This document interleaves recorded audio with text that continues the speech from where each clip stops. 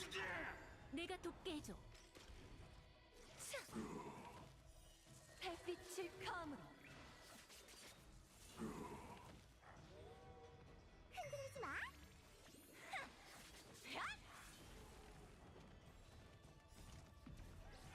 만물을 비추리! 넌 답을 찾을 수 있을까? 까다롭네. 아야야. 달빛을 감으로. 힘을 줘. 내가 돕게 해줘.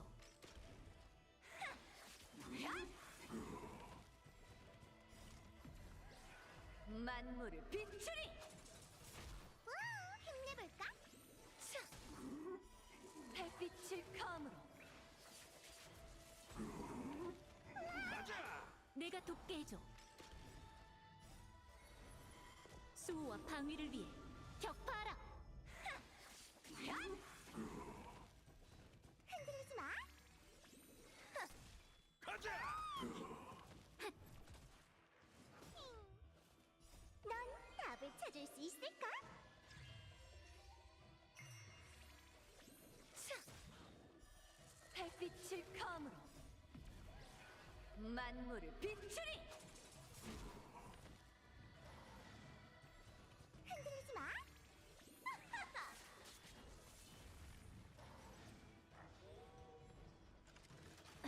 목숨을 지켜줘. 악한 악기들! 몸이 상대해주지! 넌 답을 찾을 수 있을까? 내가 돕게 해줘.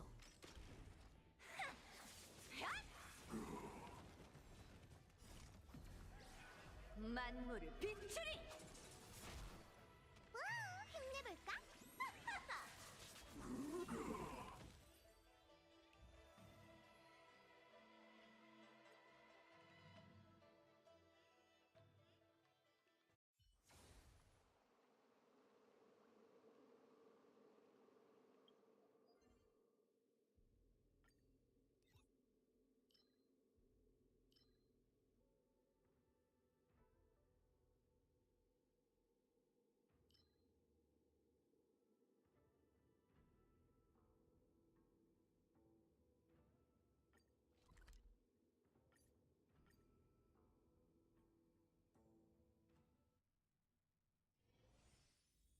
오늘은 귀빈이 유달리 많네?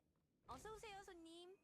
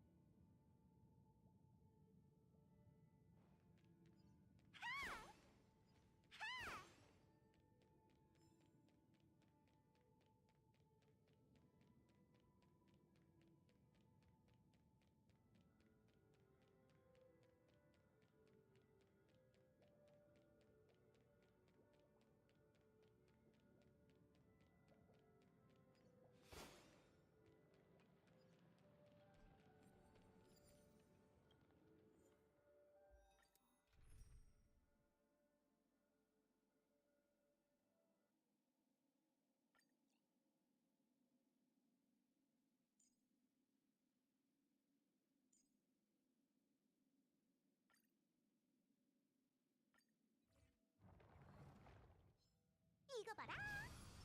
패기를 보여줘. 손맛 좀 이거 봐라. 비야.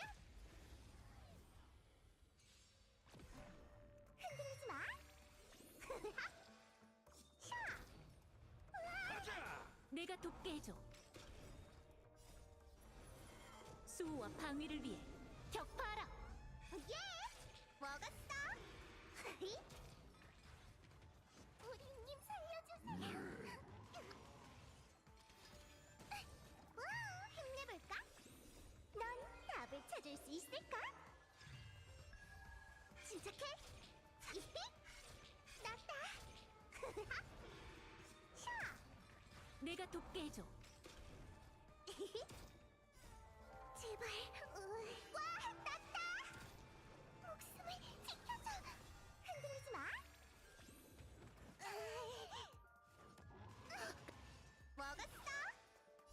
악한 악기들 이 몸이 상대해주지.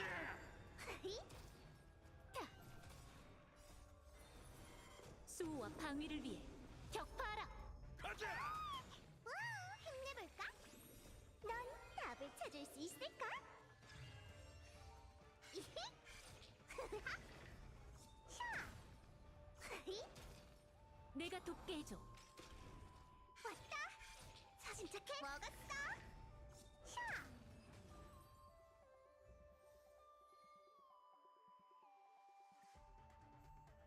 흔들리지 마! 왔다!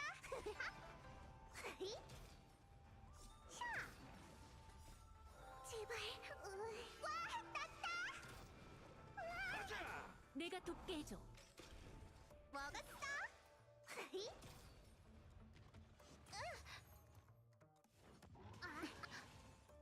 힘내볼까? 이히! 샤! 힘을 줘! 내가 돕게 해줘. 수호와 방위를 위해 격파하라. 야!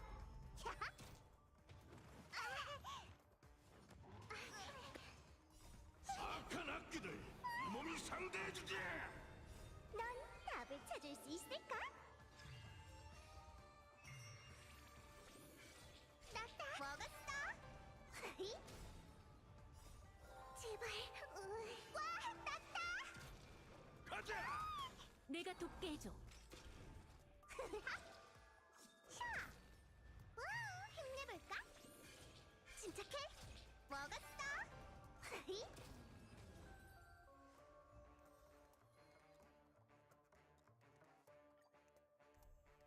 흔들리지 마! 넌 답을 찾을 수 있을까? 났다! 왔다! 이히! 샤! 가자. 내가 돕게 해줘. 수호와 방위를 위해 격파하라. 왔다! 먹었어! 샤!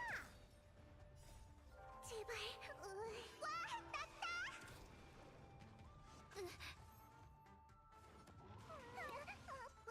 힘내볼까?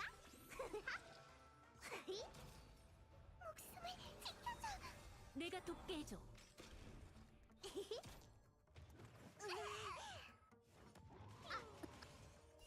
악한 악기들 이 몸이 상대해주지. 흔들리지 마! 넌 답을 찾을 수 있을까? 침착해! 찾았다! 먹었어! 샤! 가자. 내가 돕게 해줘. 수호와 방위를 위해 격파하라. 이히! 야! 제발, 와! 났다! 힘내볼까?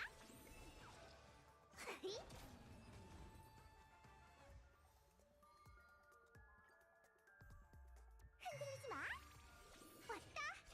찾았다! 먹었어! 샤! 가자. 내가 돕게 해줘.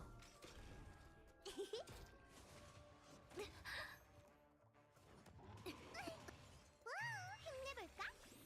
넌 답을 찾을 수 있을까?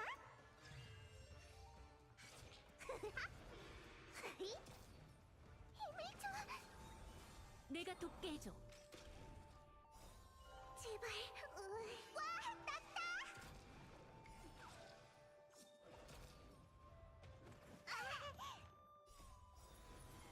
수호와 방위를 위해 격파하라. 악한 악기들 이 몸이 상대해주지. 까다롭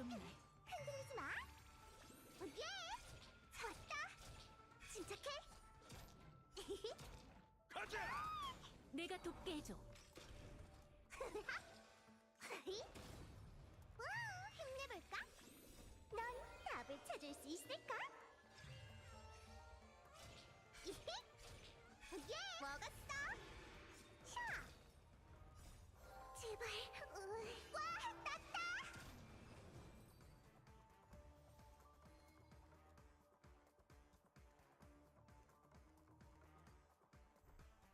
흔들리지 마!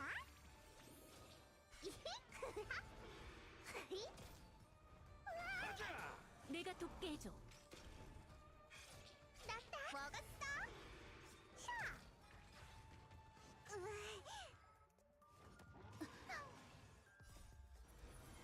수호와 방위를 위해 격파하라.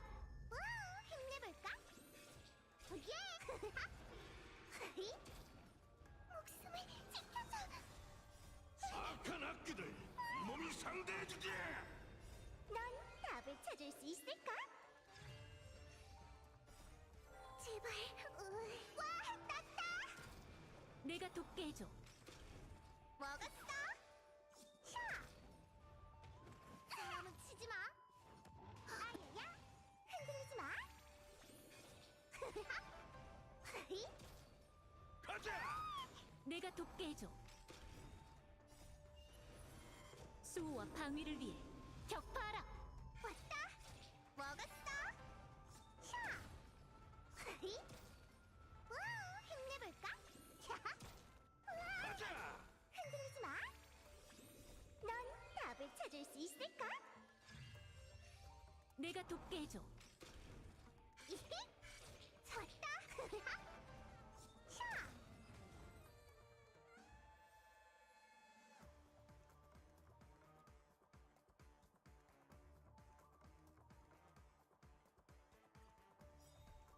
와, 힘내볼까?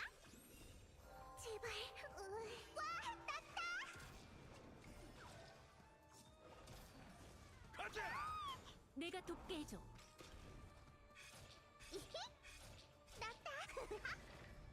샤!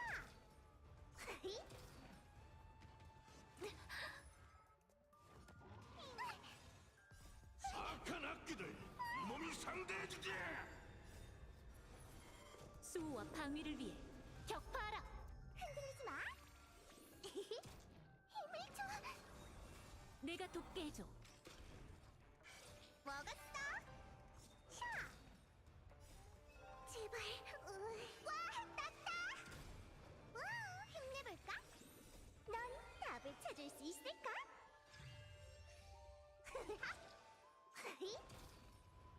가자! 내가 돕게 해줘. 예! 먹었어! 샤!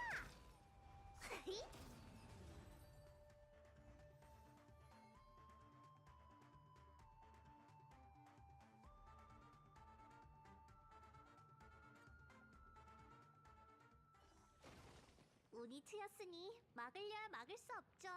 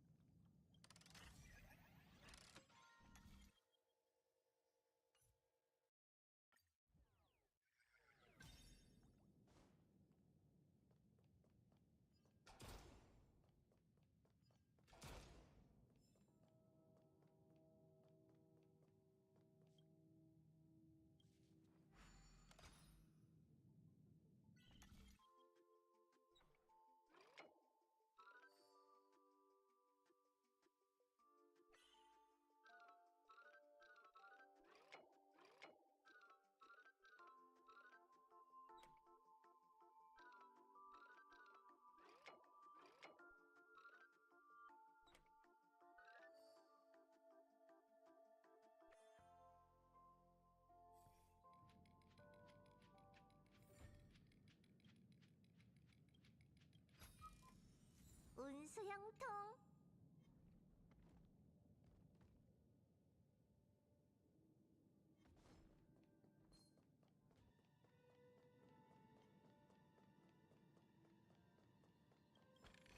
슉.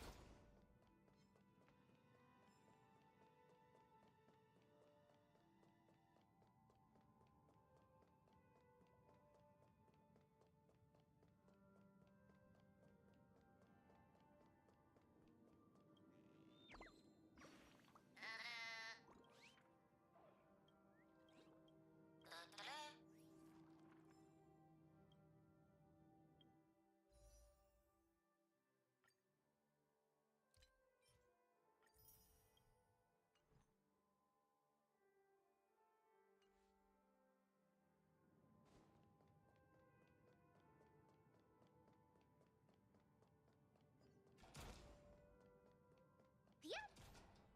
비압. 자. 슉. 자. 비압. 비압. 비압. 비압. 슉. 슉. 비압. 슉. 비압. 슉. 자. 비압. 하. 하. 하. 헷. 하. 헷. 자. 하. 으이. 저리 꺼져.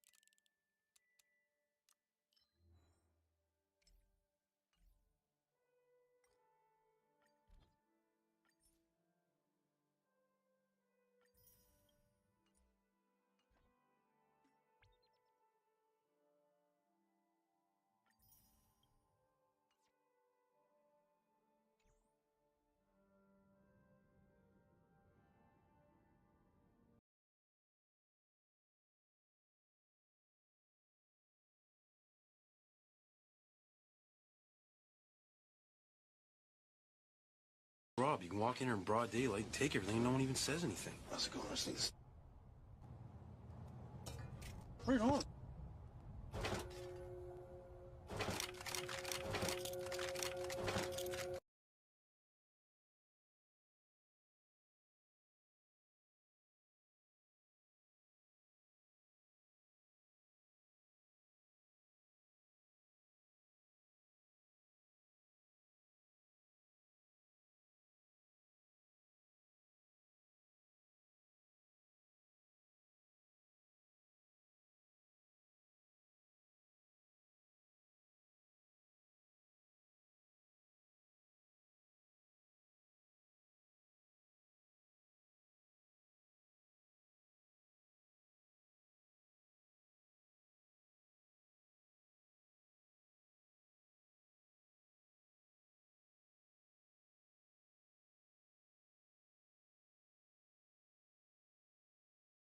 Hola, gang! I'm sitting in the car at home, and today I'm reviewing the brand new Dr. Pepper Creamy Coconut. Yeah! Welcome back to Old Nerd Reviews. I'm Tony, your old nerd of the day, and I do try things so you don't have to. So, yeah, another Dr. Pepper flavor. It seems like Coke and Sprite and Dr. Pepper and all of them are just piling the flavors out. They're just coming out a mile a minute. And I remember the last Dr. Pepper, I think it was the creamy strawberries and cream, I believe. I really like that. That was really, really good. And then, of course, I remember the last thing we did was that Sprite Chill, which was, to me, a total disaster. So hopefully this one's a happy medium or something very surprisingly nice. Old guy goggles on, just in case I need them. I don't know if I need them. So this is a limited edition, so it's not going to be around forever. Dr. Pepper Creamy Coconut. Pepper Perks. No, nothing really on the bottle except for the name, so no description or anything, but I'm assuming it's going to be creamy and coconut flavor. Okay, so anyway. Luckily, I got a bottle. I didn't have to buy a 6-pack like I did the Sprites. I actually found the bottle. Okay, not a lot of fizz that came along with opening it up. I mean, it's normal color, so there's nothing odd about it.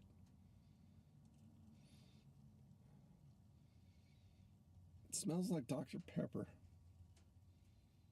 I don't get a coconut smell. Yeah, it's hard to discern. All right, give it a shot.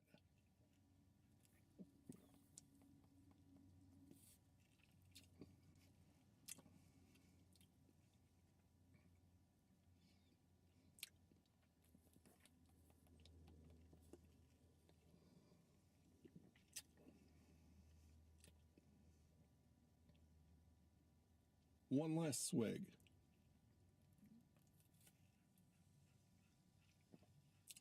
All right, so I did pick this up over at Walmart. It is a 20-ounce bottle, and the damage on it was $2.18. 18 cents, 19 cents, $2-ish cents, something like that. So, yeah, okay. Pretty normal. All right, let's break it down. Dr. Pepper, definitely. There's easily distinguishable there. I do get a little creaminess to it, which is nice. So it's kind of trying to be like a cream soda in a way. And then I do get that little coconut flavor.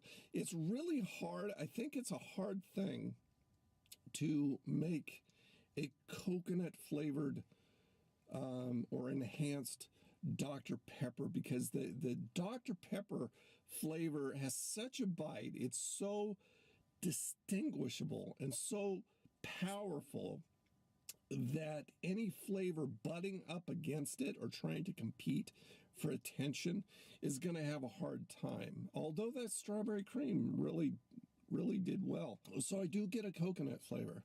And it is good. It's a good combination.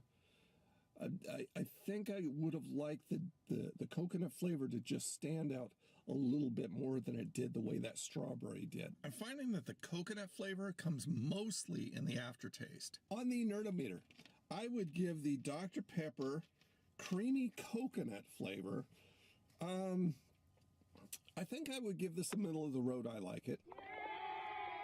It's not as powerful a flavor or as a distinctive flavor as I would have liked. I'm just someone who likes to have all my flavors stand up and salute and really stand out. I would still rather have the strawberry cream than this one, but yeah, this one's a keeper. So unless I'm confusing it with something else, which is highly possible, I think this is only going to be out through July. So if you're going to get it, then you've got like a couple months to do it. But yeah, I would say you should. But I want to hear from you guys. I want to hear if you've had this and what you thought about it and what you thought about the strawberries and cream. I want to hear that too.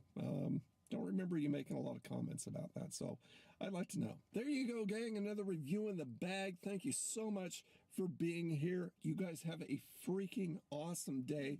I'll see you on the live streams, and I'll talk to you later. Bye.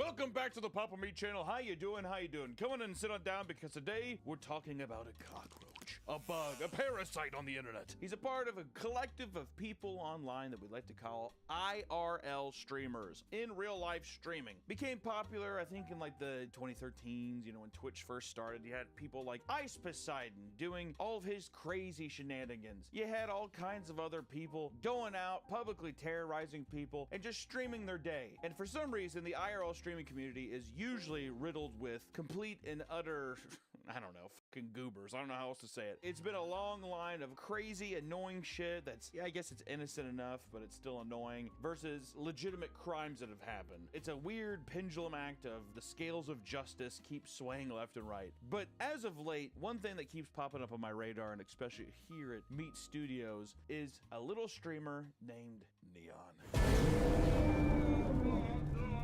He keeps popping up all over my feeds, and at a certain point I was just like, who is this guy? He's a part of this new wave of IRL streamers where it's extremely small man with entourage. Same with that other guy, Jack Doherty, whatever. I think he just shows his cock online and he gets money. Is that how he makes his money? Is he a Trustafarian? I don't know what that is.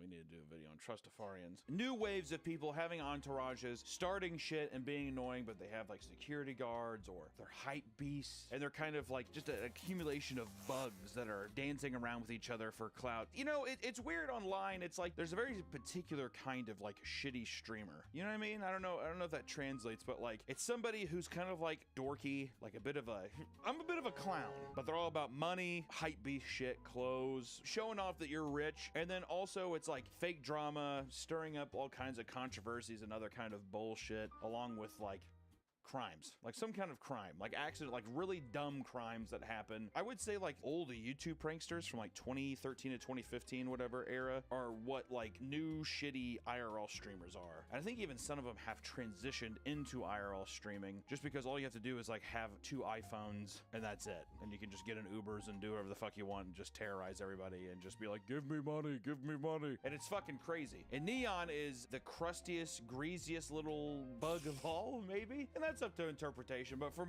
some of the stuff I found, it's pretty funny. Today's video is sponsored by Fume. Fume is an award-winning flavored air device that helps you break bad habits. Stopping is something we all put off because it's hard, but switching to Fume is easy, enjoyable, and even fun! Their innovative device is high quality and completely natural. It uses flavored air instead of vapor, meaning you can use it anywhere. What? With Fume, you can fill the void without the guilt. Plus, you can reach for the device to calm anxiety with movable, snappable magnets.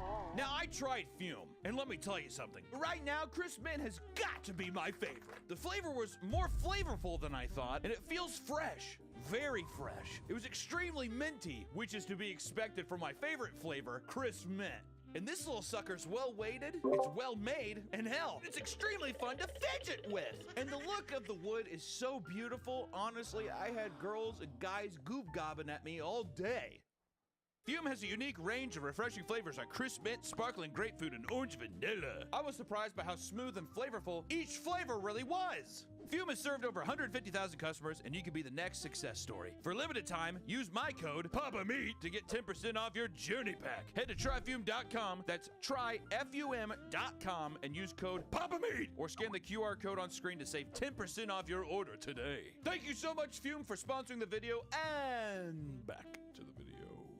So who exactly is Neon, you're wondering? Well, let me tell you. His name is Rangesh Matama, and he is a highly controversial figure these past few months, maybe a little over a year, whatever, but the past few months he's been really very controversial. Originally, he started off his content creation career at the strapping young age of 13 years young. Originally playing NBA 2K and Fortnite. He eventually transitioned into IRL streaming for his deal with Kick, or just for Kick, the platform in general, which for people who don't know what Kick is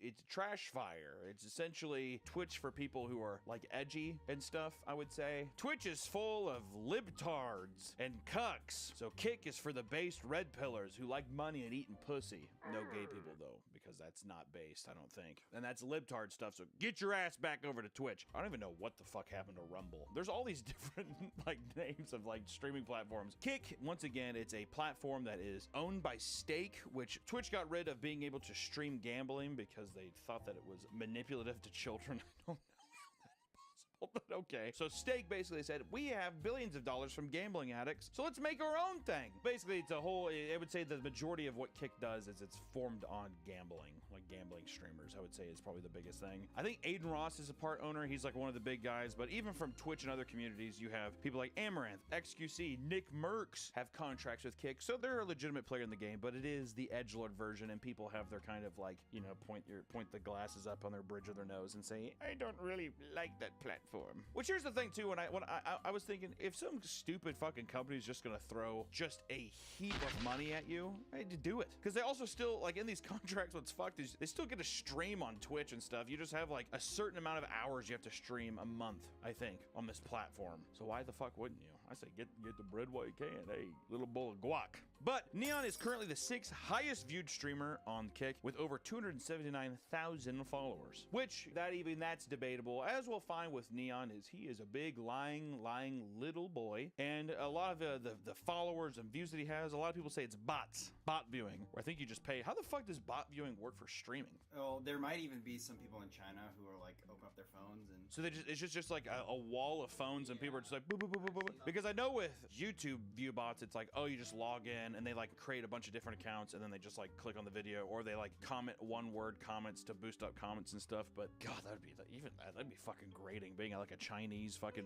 view bot person for streams. Holy shit. Neon, our golden child here, is no stranger to controversies. No. Once a small little boy who was just an eccentric little child. I'm a loudmouth kid. Look at me go. I might say something weird. And then as fame grew, he calcified into a toxic little dork who is a hype beast to no end and has his little entourage of bots and 13-year-old viewers who think that this is extremely pog. Clickbait is a huge part of his strategy for taking over the internet, which, you know, listen, dude, I'm always down for a little clickbait. You gotta entice people to come in. But he started off in a very rambunctious way in 2019, he uploaded a now deleted video called Neon is Dying, which was a video that was supposedly uploaded by his brother in which he claims that Neon was in a critical condition due to seizures from his brain tumor. Motherfucker, back in the day, he started off saying that basically he had brain cancer. That's a little more than a clickbait, okay? That's a full-on fabricated lie and a complete and awful thing to do. But that same day that the seizure video, the same day that was uploaded, on his second channel, he released some NBA 2K content. So you're kind of like, could you not just wait just a little bit to upload the basketball content? You needed that money to pay for the surgery. You do need the money. You do need to upload the videos to pay for the brain cancer surgery. That's true. That's not, you know, you're right. And after uploading his video, letting people know that he's having brain surgeries, or that his brother let people know that he's having brain seizures and brain cancer, he uploaded 2 more videos. One of them titled Neon's Final Words. I wonder what it was. If the surgery does not go well, I'll bleed out to death. And if that happens, you know, that's what's gonna happen. Powerful stuff. And then one final video, simply called Gone. Now all this video is a compilation of his apparent best moments, but at the beginning it says RIP Neon, and at the end it says RIP Neon. Powerful. But thankfully, a couple days later, he uploaded a video letting everybody know that he survived and beat cancer. It was that quick. Some people would say that's divine intervention in some kind of way. You know what I call it? A lie.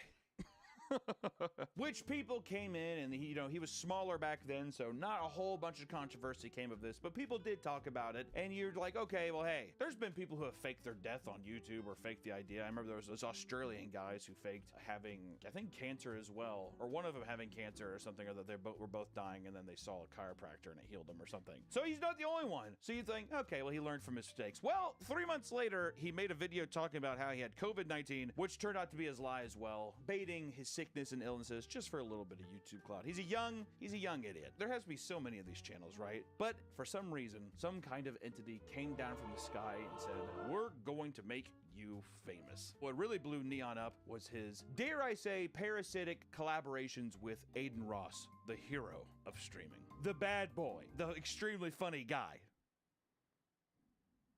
Okay. Neon was featured in one of his videos, and I just want to take a look at it here.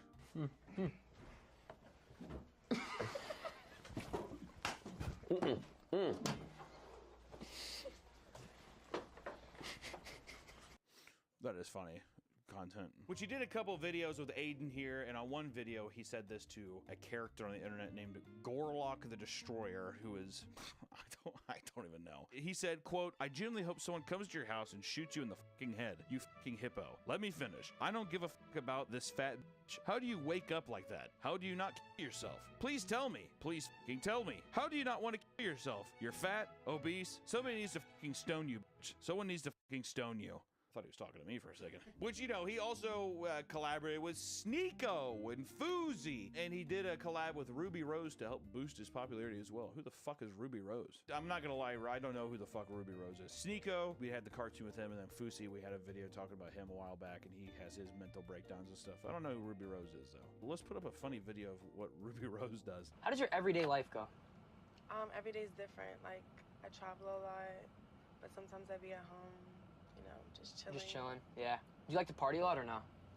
No. You don't seem like the type at all. Yeah, no. Wow, that's awesome. Imagine, that's epic collab. He even raged at Andrew Tate. What the fuck? Hell, you're a simple.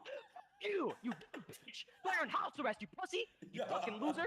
You and your dirty ass brother. Fuck him too, dumb bitch. I can tell it's funny because Aiden Ross is going off, dude. This is top tier fucking content. I love that. This definitely isn't the end of all days. Essentially, Neon is a parasite that is hopping around, playing the game right now, right? He's a little mosquito, he's flying around, he's sucking some of the cloud out of here, he's sucking some of the cloud out of here, and he's amassing his own following, but he's just a goofy kid. It's all good. It's fine. But as his popularity began to grow, Neon started to become more arrogant and clout chasey, even though he was already pretty clout chasey to begin with, but his arrogance was rising. Money will do that to a young little sprite. Neon, don't go down that path. It's hard to come back from. He began to become more erratic, and his outbursts became more violent and toxic. And Aiden eventually distanced himself from Neon. Oh my god. Brothers in arms fighting. When will this stop? And the two are now beefing with each other, which is all fake. It's all fake. All this shit's fake. It doesn't really matter. Who gives a fuck? All that stuff is bullshit. If you see any of that stuff, it's all fabricated. They're texting. They're probably sucking each other's cock. I don't know what they're doing. And when I say sucking each other's cock, I don't know if it's actually physically. I'm just saying metaphorically. I like to imagine there's cute text between all these creators. Hee. We should kiss and suck each other's cock. We should pretend that you came and stole my car. Oh, that would be awesome. Oh, that sounds so good. Neon's sitting there, and he kind of went through some trials and tribulations. He's talking about how he wants to fight Moist Critical. He then has a very sick and very competitive one-on-one basketball deal with Riff Raff, which I gotta say, I do like some Riff Raff songs, dude. Ferrari and Baby Blue, or what the fuck it is. Those are good stuff. I like it. People don't realize, I'm pretty sure they based the guy in Spring Breakers off him. Pretty sure Riff Raff comes from like some drug dealing backgrounds and some other kind of shady shit or something like that. I'm not entirely sure. They were wagering their watches and stuff because they're both wealthy men, right? But by the end, Neon lost 2 watches, one of which his girlfriend gave him. Oh my god, not his girlfriend, Nick! No! What does his girlfriend look like? Put a PNG over here. Oh my god, baby, that sick-ass watch. Baby, please come back. Please! Aiden keeps coming in, and Neon, he gets robbed, but does he really? Really, a lot of things keep happening. You know what I mean? We keep seeing videos of Neon supposedly getting robbed, and then other IRL streamers being like, oh my god, is this actually true? I don't know. The kid's faked dying. His whole life's a lie. It's all fabrication because people who watch this kind of shit are sitting at their keyboards or on their phones and they're just like, yes, this is very, very based. This is cool. I too want a Rolex one day and a Louis Vuitton bag. That would be very pog. Yes. They're also 12. I would be surprised if a lot of them are just like, dude, when I hit puberty, it is fucking over. It is over for them bitches, dude. As soon as I hit puberty, I'm gonna clean up shop. It's like Mickey Mouse or some shit. Which he's done a lot of cringy stuff on his streams as well. Like, he's asked girls for kisses, dude. Prank Invasion style, dude. Remember Prank Invasion? Mommy Makeout Day? Mommy Makeout Day. Hell yeah. That was my favorite video. That was a good video back in the day. Very, very funny. All the 12-year-olds beating their cocks to Prank Invasion. You know what I mean? But he's asked girl for kisses. Asking his girlfriend in public why her pussy is so hairy. I have a question. I watch your videos. Why is your so hairy? Wait. Which, dude, hey. Guys, be honest. Who hasn't had that conversation with their girl? Huh?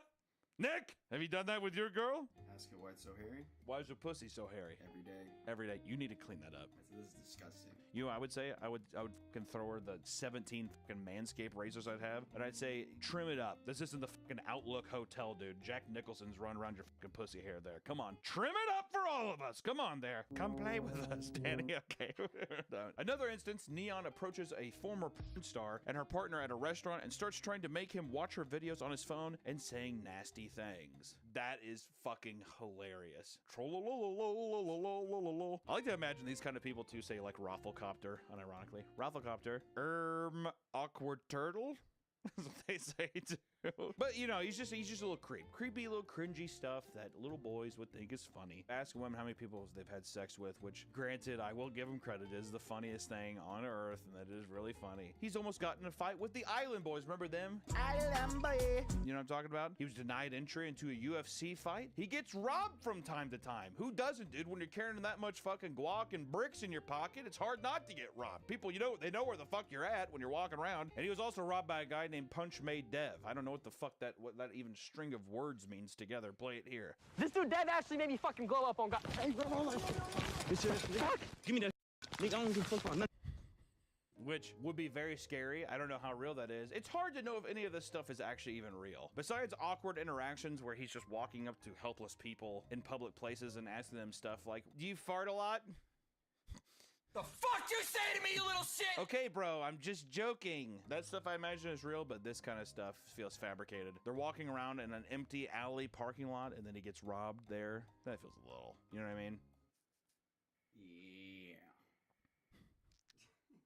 Okay. Which we come into the stuff here where we start talking about Neon's bands. This is where when I was scrolling like a fucking, I was laying on my couch like a beached whale looking at Twitter, and then I start seeing some of these things. Neon band. And I'm like, oh, my little autistic YouTuber brain kind of kicks on, and I'm just like, what does that mean? And then we get into Neon's first band, which during a live stream on March 14th of 2024, Neon had a 10-year-old guest on his stream. Why does he have a 10-year-old guest on his stream? Maybe he's a nice guy, Nick.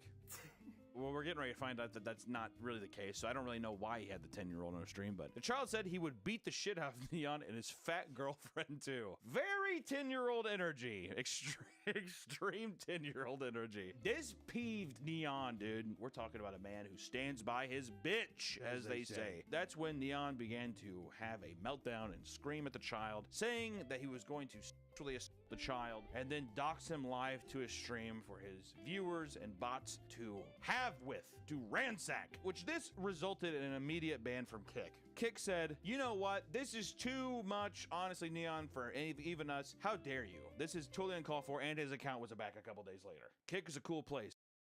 Did you know on Kick, you can threaten to actually assault the child and dox him and threaten to kill him on stream, and you only get 2 days off? You get 2 days paid vacation. It was a joke. Not a bad deal. It's a joke, dude. We're fucking joking around. People are so soft. Unbelievable. It's just COD talk. Dude, exactly. Dude, you would never last in a COD lobby. It's so funny, dude. Your mama finna beat the fuck out you. She on the way with the belt now, bitch ass. Your mom said she finna beat the white off your bitch ass. Kids nowadays would never last in a COD lobby. Be honest, dude. But because of this ban, Neon released argued to be one of the worst apologies on earth. I don't know if it's as bad as Colleen Ballinger because you play a literal pop song, but I think people were comparing it to be one of the worst apologies ever. It's pretty funny. In my career, I've made a lot of mistakes and I've made a lot of, bad decisions. That was not something that comes out of a person like me's mouth ever. You can see he's really trying to force out some tears. He's really doing the wet works and stuff. And then even later on, he sat there and he was talking with one of his homies, and he said that he was upset about it. Did you even see his tears? I want to start off by saying I do not. Why am I smiling? I want to start off by saying, yo, we got hella people in here. God damn, man. The fact that someone let me get to such a bad point in my the hell? The fact that someone let me get to such a bad point in my words and shit for the fact that someone let me get that down bad and say those things is really fucked up, and I want to take full accountability. It was genuine. What do you mean that the thing wasn't bad? I was crying. You cried off stream. I honestly meant that sincerely, bro, and I actually shed a tear when I got banned, bro. I swear to God. I cried off stream. I'm too strong to cry on camera. I can't let my what would you call neon fans? My neos. I can't let my That's really good. I can't let my Neos see how weak and vulnerable I can be. And genuine. I have to cry off stream, and I did. I guess he's done. And then he gets arrested in Dubai, is the next ban. Banned from just freedom? Yeah, banned from freedom. Yeah, he just gets banned from freedom here. Because on April 12th, he was arrested in Dubai for illegally recording without a permit, which is a big fucking no-no in Dubai. People had speculations of why he was arrested, but it came out that he was arrested because he was filming police officers, or I think like members of the military or something, and you can't do that in Dubai. Big no-no. He got arrested. But while he was held in custody, Dubai was flooding, so a slew of rumors came in that Neon had drowned in his holding cell. Okay, I do like how the him dying, it's like it's cyclical. First it's the brain tumor, brain cancer thing. Now it's him drowning in a Dubai holding cell. I wonder what the next death one will be. That'll be a fun one to see. We're not really sure how many of his arrests are authentic, so we don't even know if the Dubai thing, maybe he was just taking a couple extra days. Maybe he just wanted to have a couple days not streaming and crying off camera again. Asking his girlfriend in private why her is so hairy, and I guess telling a 10-year-old Dubai child that a Dubaian, what is that? A Dubaian asking a 10-year-old child in Dubai if he, if he's gonna fucking take a ball peen hammer to the back of his head or something like that. Just cute Neon stuff that he does. Coincidentally, weeks before, he was in a YouTube video in Dubai where it was a fake prison experiment thing. And then a couple weeks later, he's just coincidentally arrested for then now filming, having been there for a while. It just doesn't add up, and it's just Neon being, once again, a goofball. Neon returned to live streaming a few days later where he claimed that, quote, "The real situation was that we actually filmed the cops. The idiot filmed the cops. It wasn't his fault. I don't blame him. I take full accountability. It was my fault." AKA, I've heard people say that's what you're supposed to do many times, so that's what I'm saying, even though that person is definitely fired. Which he also went on to brag about being famous in prison for 36 hours. So people in the Dubai prison are really fuck heavy with Neon and what he does. He's like, I know someone. I know one of the people who run those bots accounts. My buddy runs the bot account who does your fucking deal. That's sick. After this incident, he fired his security guard. And he said, quote, "It showed me that genuinely actions have consequences, bro. You can't go around in Dubai, the most safe and respected place ever, and record whatsoever thinking you can get away with it." You think they made him say that? I think that they definitely made him say that. You can't just go to Dubai, the best and coolest, safest place ever in the world. I want to give a special shout out to Dubai. Funnest place I've ever been to. Everyone spam up W Dubai in the chat. Most beautiful place on earth. W Dubai, everyone spam it up. And just record whatever you want, bro. Gotta get that security guard out of there. But then we get our next ban. This time back on the internet, not in real life, supposedly, but we'll see. Even after reinstating his account, Neon has not learned his lesson and has now landed himself on a permanent ban on Kick, which was immediately revoked, and he's back. Or he's technically just shadow banned, but it's a ban nonetheless. Neon was collaborating with the infamous car streamer Squeeze Benz, who is notorious for getting in chases with the police. That's a excellent form of content creation. In his most recent stream, Neon was riding as a passenger as Squeeze drove down the highway at incredible speeds. Awesome. I love endangering other people. It's just kind of like a, I guess, kind of quirky thing that I like. I'll get into it later. Do you want to get in my giant truck later and go down the highway as fast as we can? Drunk? I was gonna make that joke, but I was like, I feel like it got hit the other time. This resulted in Squeeze crashing into another car, and the two of them fled from the crime scene live on Kick, which are, we could show some of the videos of the accident. I'm gonna jump out! I'm gonna jump out! I'm gonna jump out! I'm gonna jump out! Squeeze! Squeeze! Bro! Him having this reaction too, it feels disingenuous. I really don't think Neon expected him to actually crash here. This is another thing IRL streamers do, is they overreactions. Because the whole thing too is you're trying to clip farm, which is basically putting up big reactions so that someone will upload it to TikTok or whatever, and then you're essentially people are making free content for you that gets distributed through everywhere. Every big streamer does it, dude. Every single one of them. That's why every streamer has some kind of crazy reaction thing, and it's so funny watching them get scared. Oh my god! Oh my fuck! This seems fake. Does it not sound like post-production? Like, oh, another angle here. I see it. Oh my god! Oh. So what? A car just like full slammed in the back of him. It looked like they were like intentionally doing that. I'm guessing they were, as they're speeding, they pissed him off, so he was chasing them. Why would the car do that? Shortly after this stream, Kick gave Neon a permanent ban. Justice, my friends, was served. Or was it? Not even 12 hours after the accident, Kick lifted the ban to just a shadow ban. Aww.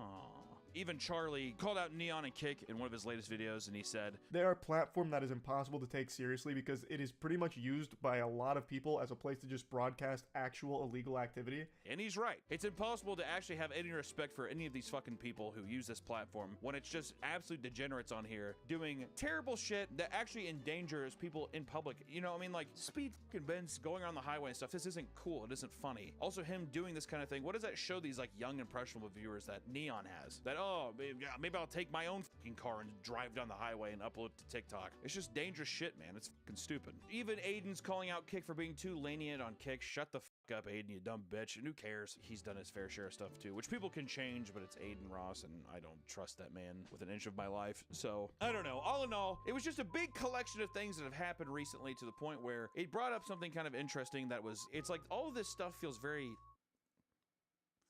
cyclical. These actions happen all again. I remember when Ice Poseidon was doing his stuff and then he got kicked off a plane because someone called him a threat to the plane, and then even like the crazy shit that happened on that RV with only used blade and that kind of stuff. And now it seems like it's coming back full circle here to where now you have people like Neon who will do anything to be famous. These people chasing and pursuing fame for nothing.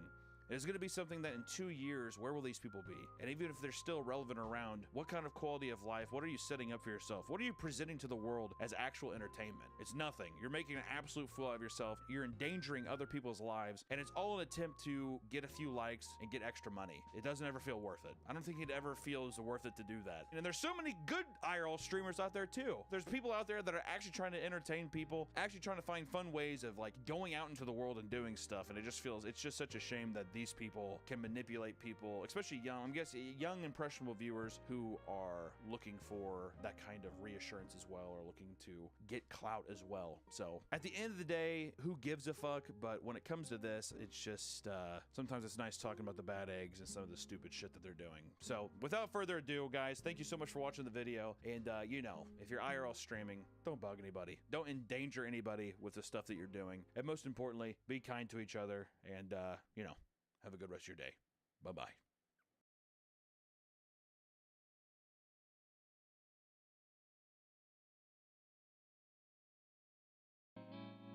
Gentlemen, today I achieved a significant milestone. I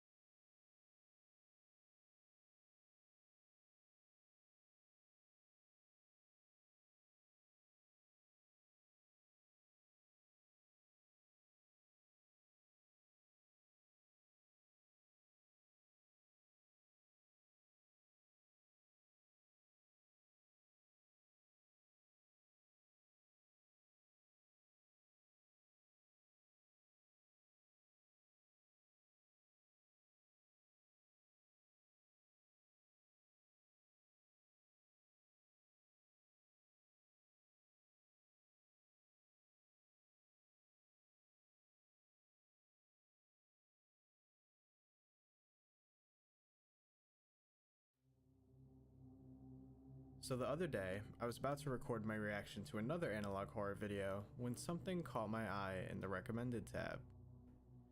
First Tape Found by Pontiac Robotics Archive.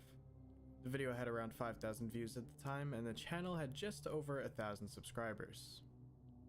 Now, I come across creepy one-off horror videos on YouTube all the time.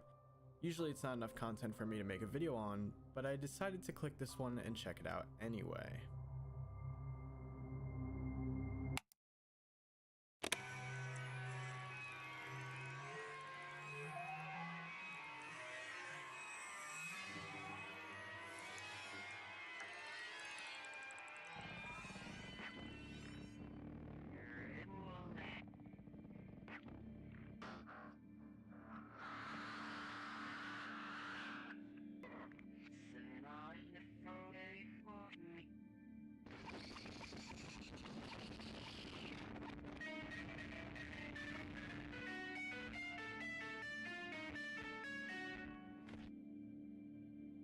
I don't even know what to say right now.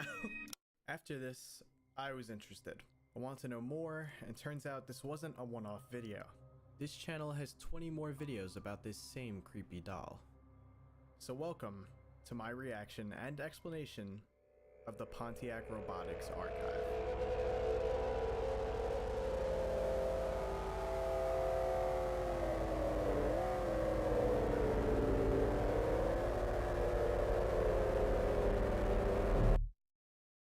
Hello gorgeous people, what is going on, and welcome back to another video. So before we get started, if you've been to my channel before, you probably know my basic layout of how I do these kinds of videos. Usually we go over one video at a time and they all have like a little intro before them, but the difference for this one is that each video on this channel is either 2 minutes or less, and I feel like putting 20 intros in this would be just like a bit extra. So we're gonna go over these videos in like chapters, I guess, where we're gonna group multiple of them at the same time. So basically I'm gonna react to a few of them and then we'll go back and go over everything that we saw, including the video that you watched already, which was tape 1. There's actually something there that you may not have noticed when you first watched it, but we'll go back to that in a second. Let's get started.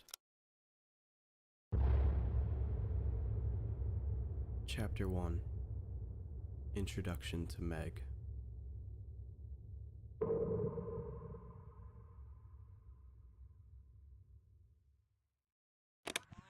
Okay, Meg. It's time for your operation. Open wide. Oh dear. Have you been brushing twice a day? Oh, what is this? Meg, you have some gunk in your teeth.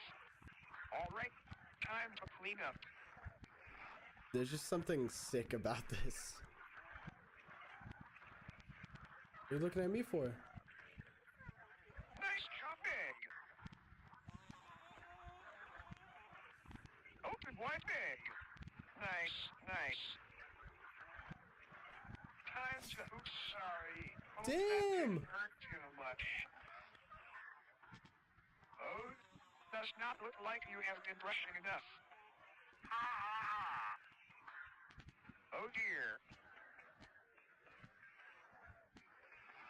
Let me get my other tool.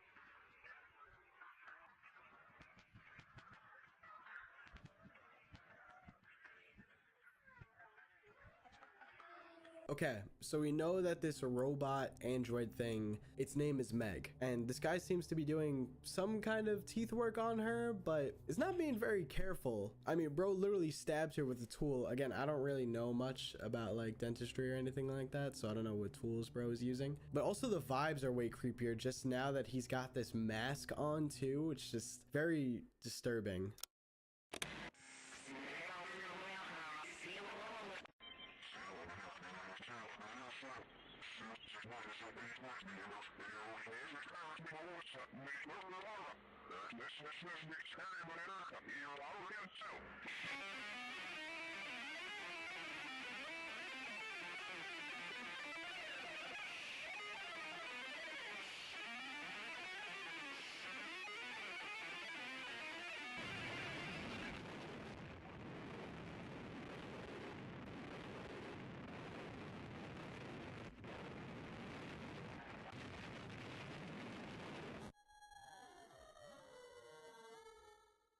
Now, obviously there was some reversed audio in the beginning of that one. So like I said, after we go through like the first clump of clips, which will be the first 5 in this case, we'll dive back in deeper and I'll go through stuff like that.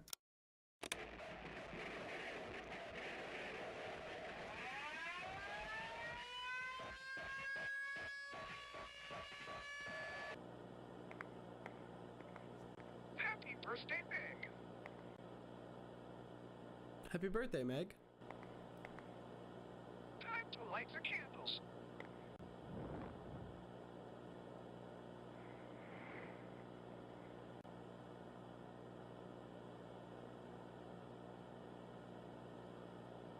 It doesn't look like...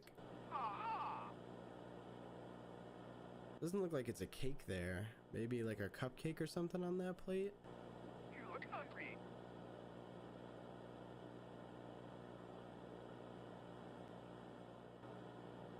Ooh.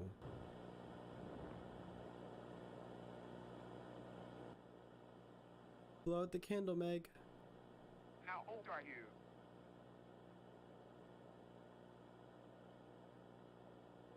No response. Wait, that's...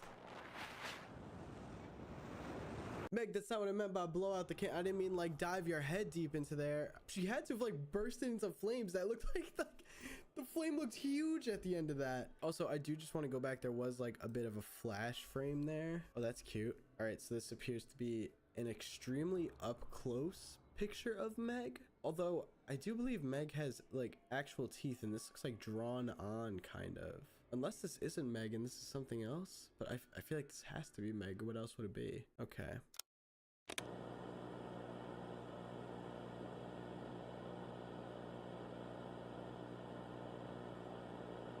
Okay, he's injecting her with something.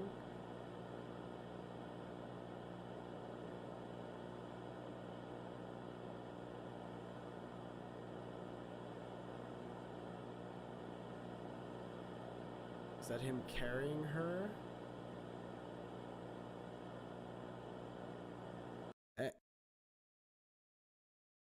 And he just threw her down the stairs. Okay.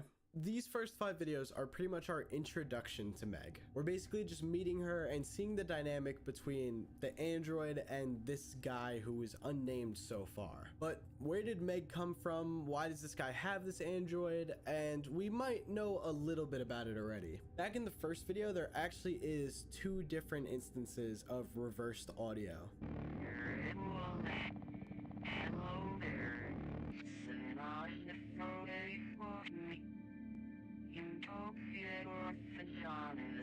It sounds like it's saying Utopia Orthodontist and hello there. The Utopia Orthodontist part, maybe Meg is a robot where they practice dental work on, and maybe this guy just brought it home or something, but there's clearly got to be a connection. I'm sure that's not said for no reason. Now, as far as Meg saying hello there, it's kind of interesting because I feel like when we jump into a lot of these horror series, we don't know exactly what type of horror we're going into. Are we going into like supernatural, or is this kind of realistic? Like, are we just watching some really creepy real life event happening? So is Meg's android actually programmed with a personality, or is it actually possessed by someone? Because she does say hello there, and then in the second video we kind of hear a little bit of a laugh, which does sound like a different voice from the guy talking to her, so I'm gonna also assume that's Meg. But we know Meg doesn't always speak all the time either, because in that 4th video where it's her birthday, this guy is kind of like asking her questions and kind of constantly saying things to her, and she's not responding at all. Instead, she just falls into the flame. Now, in tape 3, there was a news broadcast that I brought up where I also said the audio is backwards for it, and here's what it says. Last night, a robbery occurred at America's Convention Center.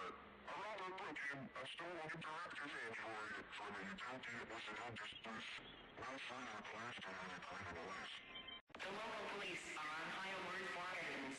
So in case that was hard for you to hear, which it definitely was for me too, I had to listen to that back like 30 times. What I got out of that was, last night a robbery occurred at Emirates Convention Center. A robber broke in and stole an interactive android from the Utopian Orthodontist space. The local police are on high alert for evidence. Now there is another sentence somewhere in there that I couldn't quite understand, so if you were able to pick it up, let me know. But this basically confirms exactly what my initial thought was. Meg was basically stolen from an orthodontist place. And like I said, I guess she's an android where maybe they practice dental work on, and for whatever reason this guy is also doing dental work on her, but definitely it feels more twisted. And we actually do get a little bit of a hint of how twisted it's about to get. In that last video, we do see the guy gives Meg an injection, which I'm not sure what that is at all, but then he kind of brings her up the stairs and then just throws her down. It doesn't look like he drops her, it looks like he literally just tosses her. And this is what's going to lead us into this next chapter of videos, which is basically the abuse of Meg. Chapter 2. Abuse. You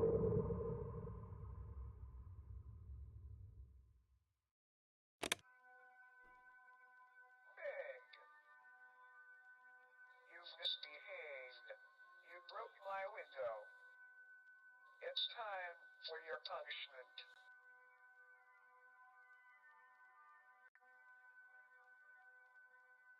She already looks more messed up than in the first video.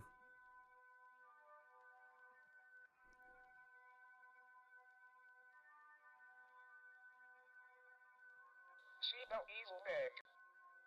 He covered her eyes.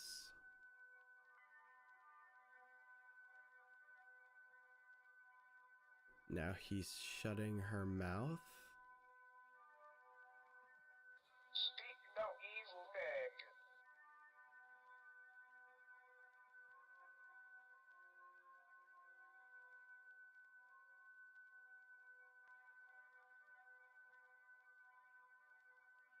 Time is the only thing that will teach you.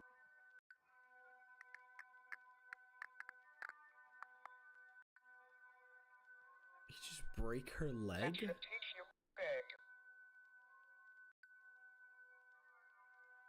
Now I will put you in time out through the street.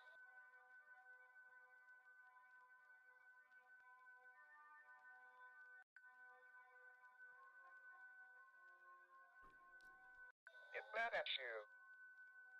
I'm mad at you. He said she broke his window, and that's why she's in timeout.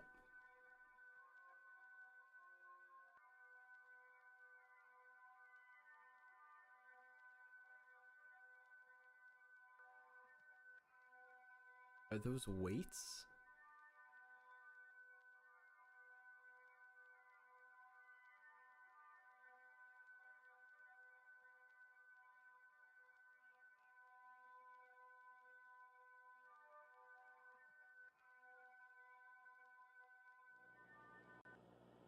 So this just brings it more into question. Is Meg actually like a sentient android, or is this guy just totally out of his mind? He claims that Meg broke his window and that's why he's putting her in timeout. Now he covers both of her eyes and closes her mouth.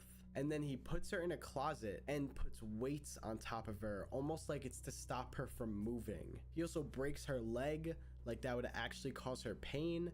So, like, we have seen Meg move before. She moves her mouth and she moves her eyes, but we haven't seen her, like, actually move. And if she does, it doesn't look like she's super strong because those look like very light weights that he put on top of her. But this guy does believe that she can actually see and speak, I guess, if he's taping her mouth shut and covering her eyes. And he says, see no evil, speak no evil. Did she actually break his window? Like, I don't, very confused.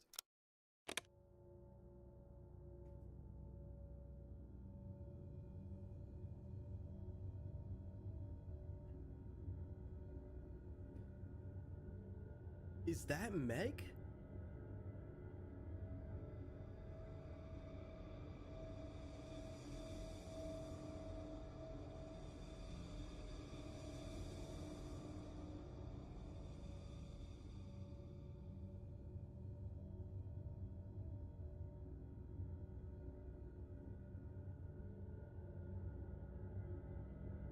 We're outside now for the first time, which is interesting.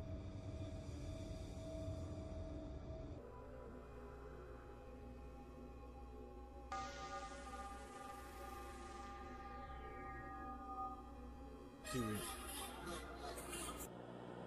So part of me was like, is that Meg or is this a different android of some kind? But this literally says Meg on screen, so it's got to be her. You can also kind of tell by the holes on the neck. I feel like we keep seeing those 3 holes around the neck. Meg is way more destroyed now. No hair now, which almost makes me wonder, are we given these videos out of order? Like, we have been watching them in order so far. They are numbered, but remember how Meg's head like fell into the fire in the 4th tape? Is it possible that this is the tape that would take place right after that? Because maybe all of her hair like set on fire, burnt up, and that's why she's so damaged here. I think it's just worth thinking about that. We may not be getting these videos in the order that they were actually taken in.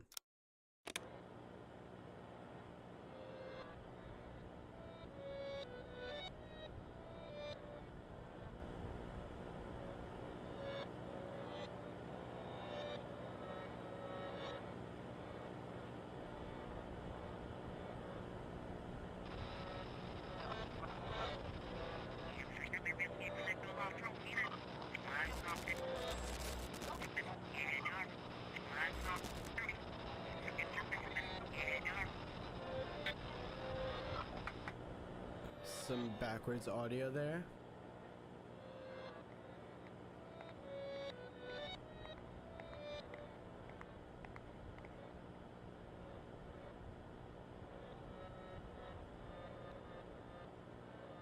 Oh.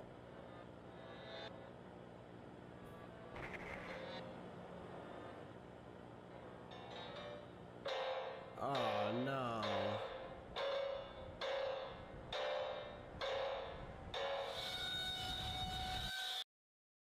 Did Meg just move on her own there? Or was that really just a case of like, it fell over? Either way, it looked really beat up in tape 1, but now this thing is just completely destroyed. I'm really starting to feel bad for it, because I know we're seeing what we're seeing in these videos, but I even feel like there's more damage going on that we haven't seen. Like with each video, she just looks worse and worse, and now she fell, her face plate is broken. Who knows what she's about to look like in this next one. There was some backwards audio in that one. Like I said, we will go over that in a bit after we finish this clump of videos here.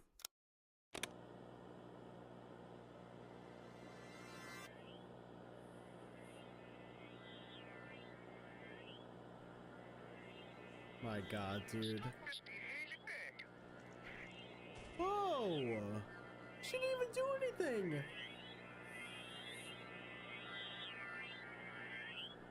She was literally just sitting there.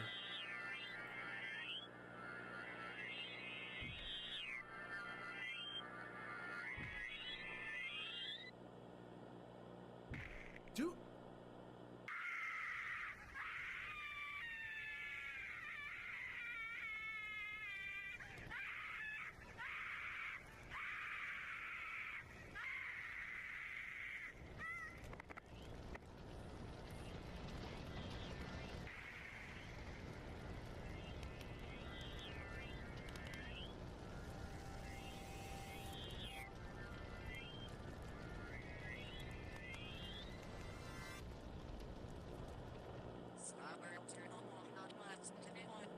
More backwards audio.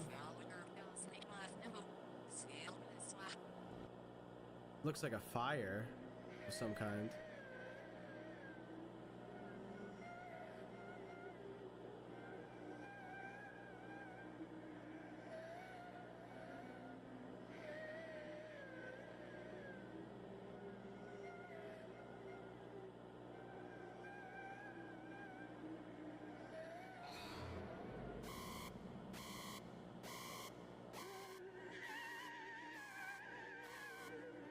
So he tells her to stop misbehaving, throws her to the ground, destroys her face with a bat, and then immediately gives her a new one. I do believe he does enjoy hurting this thing, and now that he's destroyed the face, he needs to give it another one to destroy again, I'm guessing. Like, this thing needs to have some sort of identity for him, because I can't see why you would destroy the face like that and then immediately give it a new one. He like had that mask ready too.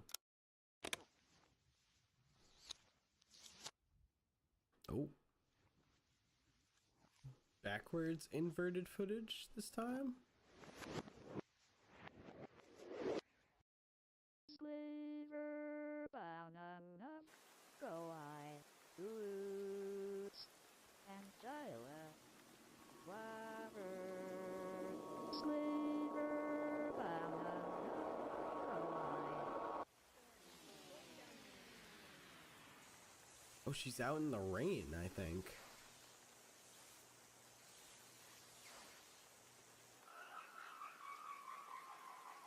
It's smoking now.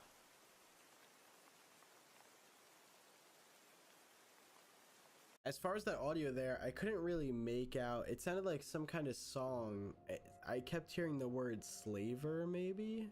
Sliver banana, go I boots. Very hard to understand. Dude, like, I think she did have hands before, but now it's literally just like wooden pieces of hands and legs. It's insane comparing this to what we first saw.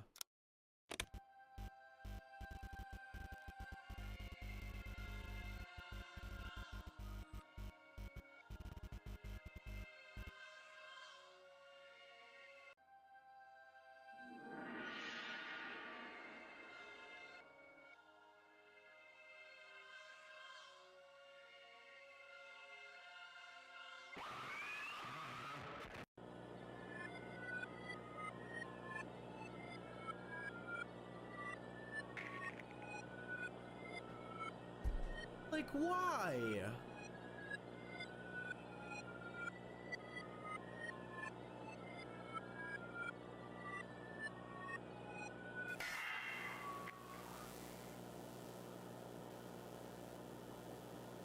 This is your fault, Sylvester.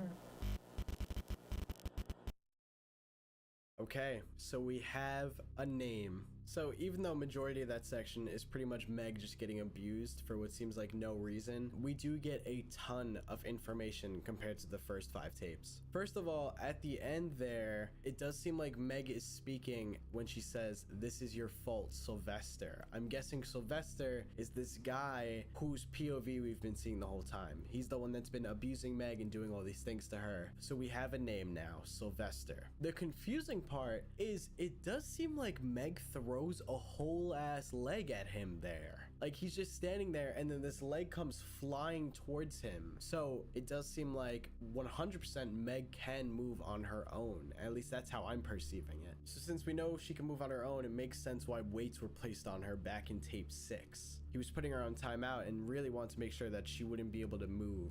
There are a lot of reverse moments in those tapes and reversed audio, so we're gonna go over those now. In tape 8, when Meg is playing the piano, it does, first of all, sound like that she might actually be playing the piano. We see her at the piano and we do hear piano notes. It also does sound like there's some kind of radio transmission in the background, and it's super hard to understand. I'm gonna play it for you so you could see what you can hear from it.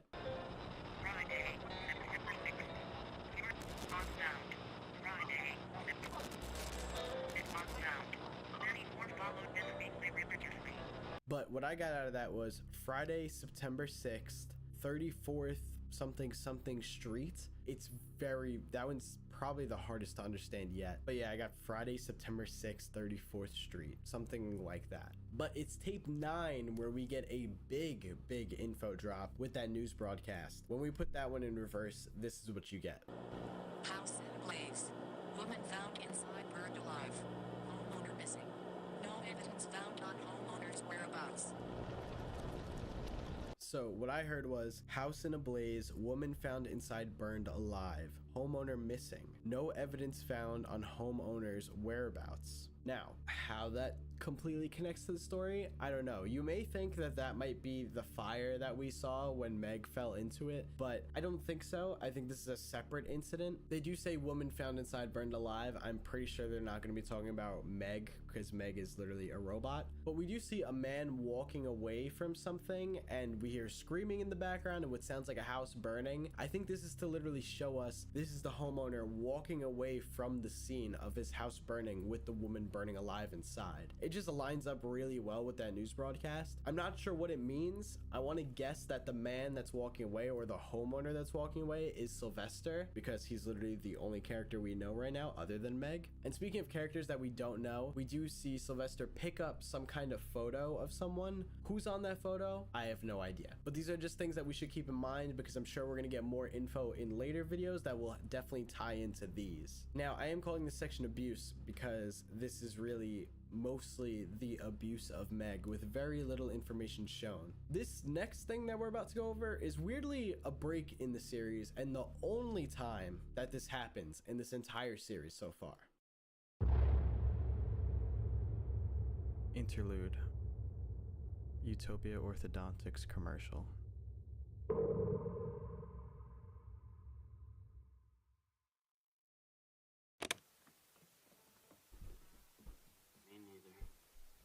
Welcome to Utopia Orthodontics. Our delightful crew is here to help you to your long journey to a perfect smile. We offer almost 6 unique procedures to ensure that your distinct oral situation can be fixed. It only took Jake 7 years to achieve this perfect smile. And this week only, we offer a 10% off sale on children's headgear and 5% off 2-week warranty on children's braces. Utopia Orthodontics. Your smile will show. Want more from your raisin brand than more of the same? Go nuts! And weirdly enough, that is the only video in this entire series so far that is not considered a tape. this is considered a commercial. And it looks like it's literally recorded right off a TV because the beginning of it looks like a TV show and then it jumps into the commercial. Something important to note is that the description of this one says, commercial from Utopia Orthodontics that depicts the android, circa early 1990s. So apparently, this android in the beginning, this is Meg, before she's at all tampered with or destroyed or abused. Whatever ends up happening from this to tape 1, there's definitely a lot missing, because this is not how we see her in tape 1. She's already very beat up and destroyed and messed with. There's not much else to note in this commercial though, other than the fact that it is Utopia Orthodontics, which we have heard twice now, which is where Meg is from, so just double confirming. It does weirdly glitch when it says 10% off children's headgear, which is very odd. I'm not sure if that's just for effect or if that's on purpose, like kind of hinting at us something. And then when the commercial finishes, we get like a Raisin Bran commercial, which is kind of funny, but this flashes on screen. I have no idea what this is. My thought is this kind of looks like a convention center, maybe? Because we did learn in the earlier videos that that's where Meg was stolen from, some kind of convention center. For conventions I've been to, these all look like individual booths, maybe. Maybe that's a stretch there. If you guys have any idea, let me know. But this doesn't look like Meg or anything. This looks like a person. It's just a very weird detail that they would like throw this frame in there randomly, you know? I feel like a lot that we've seen in this series so far is done on purpose. But now we jump into the next chapter of this, which we get an absolute insane amount of information. Chapter 3. Secrets revealed.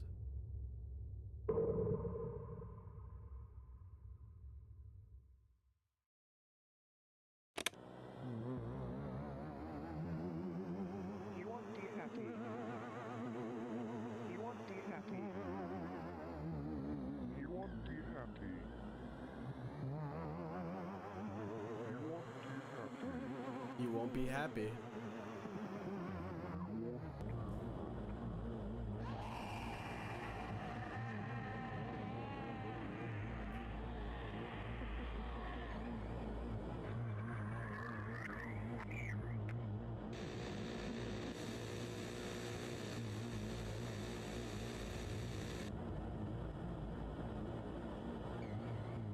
Okay, another extremely quick tape. That is the voice that Sylvester's been using in previous tapes, saying you won't be happy. So I guess he's implying that he doesn't want Meg to be happy. And then after we see her, we kind of hear what I think is the sound of a saw. He's been destroying her, but maybe he's putting her back together so that he could destroy her even more. Like we see she definitely has no head there. Maybe he's giving her like new legs or putting her legs back on. I just wanted to note that. Another weird thing that I only noticed while editing right now is there is actually a bit of reversed audio, and it sounds like it's a different voice saying record her.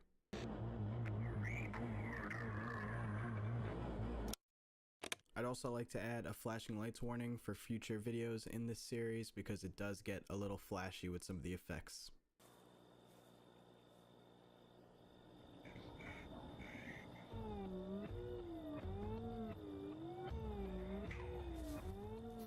Looks like those might have been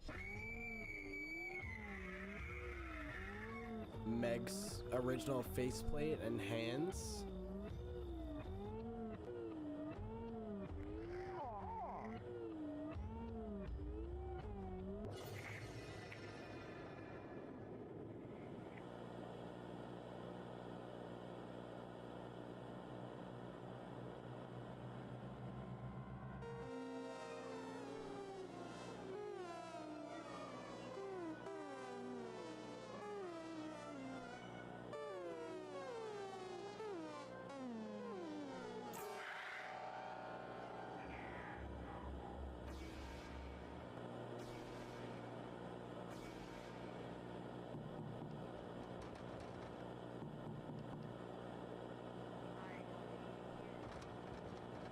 It just gets weirder and weirder. I said this already in the video, I'm no dental expert or anything, but I believe this is some kind of dental machine, maybe? Let me know in the comments if you know exactly what this thing is, but this looks like to be inside of some kind of dental office, maybe? Because it looks like there's multiple rooms here with different kind of machines in them, or maybe sinks. Looks like an artwork on the wall here. It's giving like a dentist office kind of vibe. And then at the end here, we have what seems like Sylvester banging on the back door. We've seen this door before in past videos. Not sure why he's locked out right now. There also is some audio at the end there that's kind of hard to hear. I will play it back for you a couple times.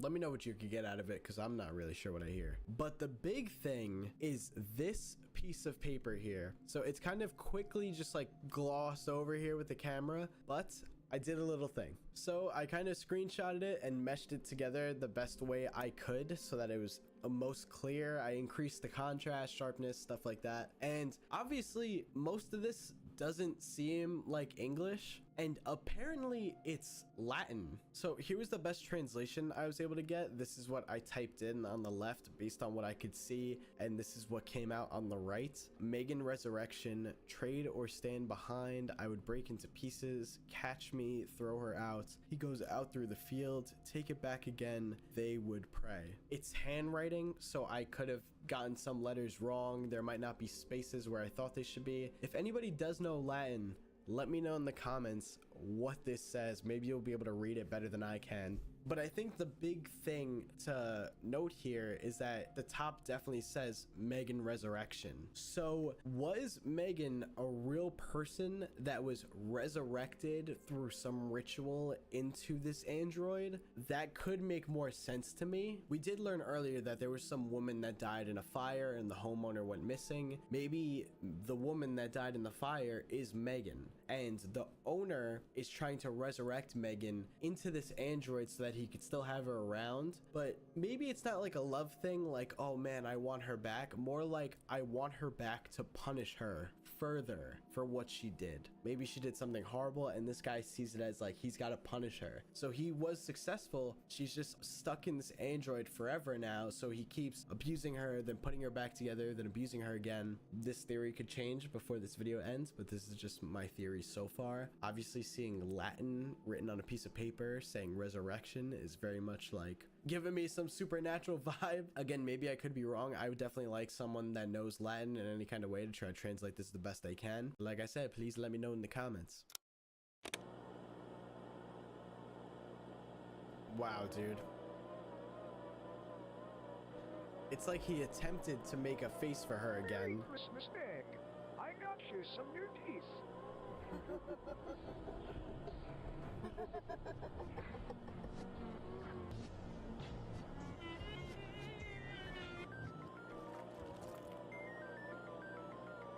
That's not where teeth go.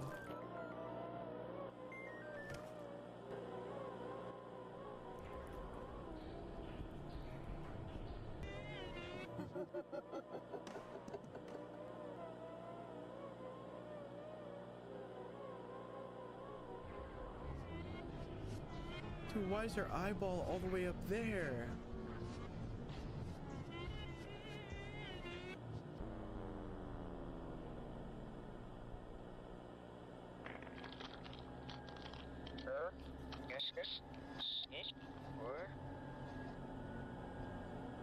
Reversed audio again.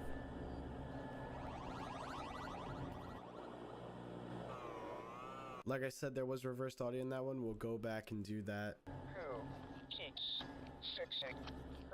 But that video was just disturbing. What a messed up Christmas present.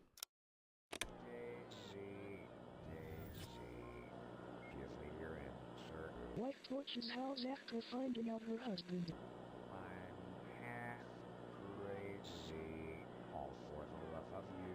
Had an affair with a co-worker at local orthodontics center. Their daughter was saved by the husband and they both made it out alive. It won't be a stylish marriage. I can't afford a marriage. What is that?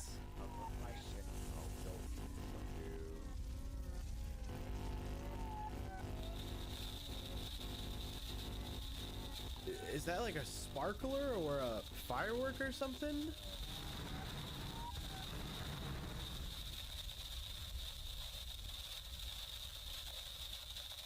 His wife's fate was less pleasant. Megan's burned body was found, and police speculate she was unable to open the window to escape. Sylvester suffered many deformations at the face and hands.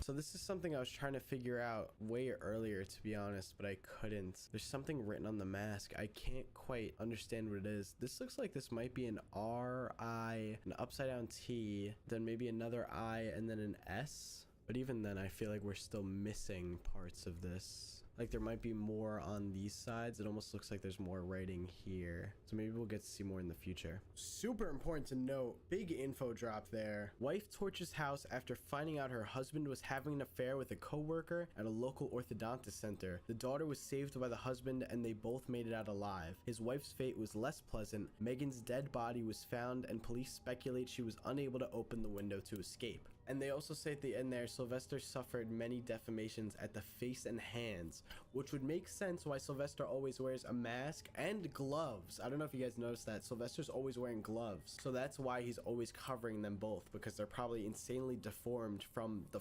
fire and the damage he had. This could align with my theory, to be honest. Sylvester worked at a local orthodontist center. He was cheating with a woman that worked there. Meg, his wife, finds out and goes to burn down the house because of like a crazy reaction she has to it, almost killing him, her, and their daughter. Sylvester makes it out with his daughter alive, but severely damaged to the face and hands. So he finds a way to resurrect Meg into this android, and now he's punishing her further beyond death for her maybe trying to put their daughter's life at risk and his own life at risk because of something like that. At least that's my theory. That makes sense to me. But that was a big information drop. A lot of name drops there. But where is the daughter in all this? Because I've yet to see a little girl yet, unless that was the picture that he picks up a few tapes ago. But we haven't seen a girl at all yet.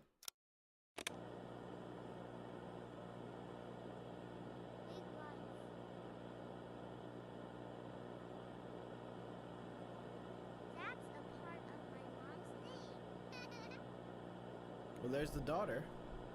Daddy said that man works at Pontiac Robotics. He makes cool robots. My favorite robot is Roger. He is a funny rooster.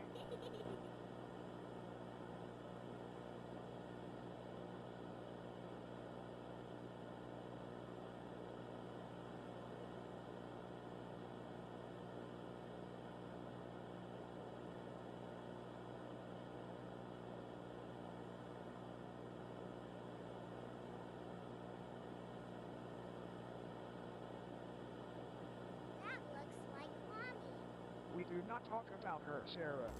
Yay, Roger. Sense the wild warblers.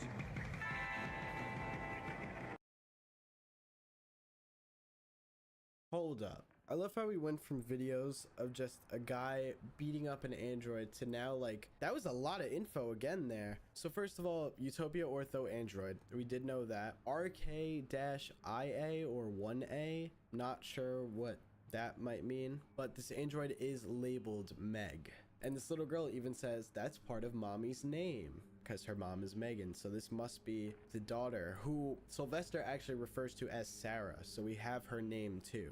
His daughter's name is Sarah. Now, I didn't even think about this. The whole channel name is Pontiac Robotics Archive. We haven't heard the name Pontiac at all yet, or like Pontiac Robotics, until right now.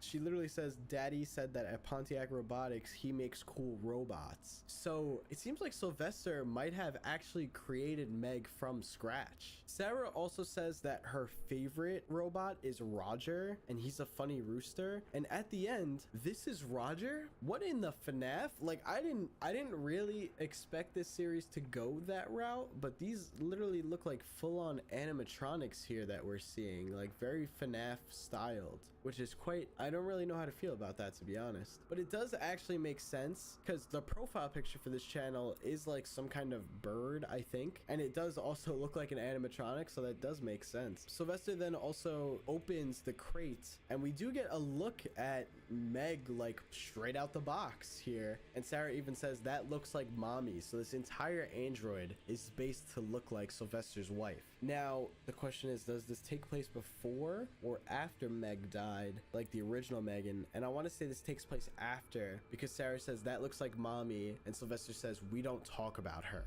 Very, very interesting.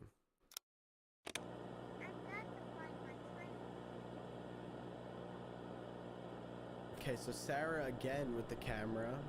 I think she said I have to find my train.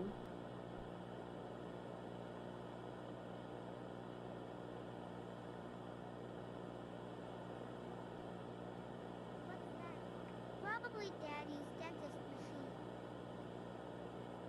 Probably Daddy's dentist machine. There you are, Rosie. Okay, that was a toy train there. Oh no, my flashlight.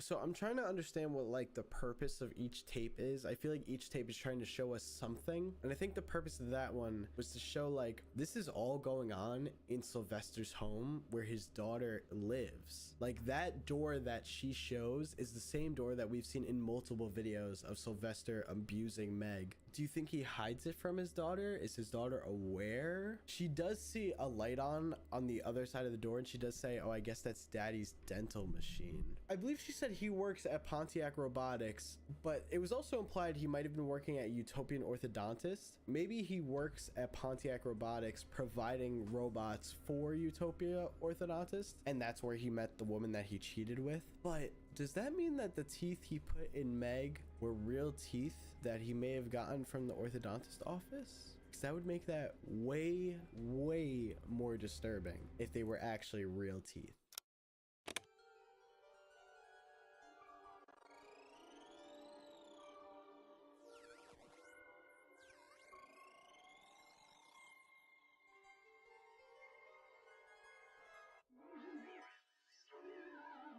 Okay, so this is the same room that Sarah was in the last video.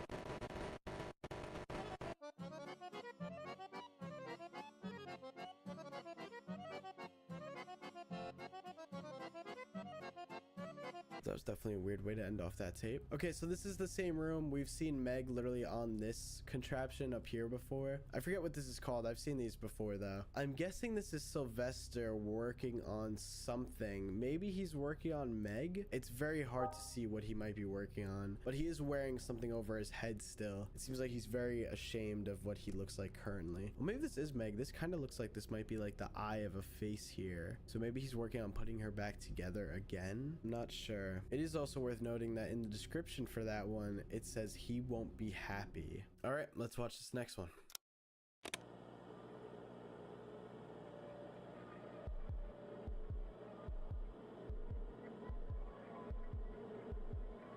Dude.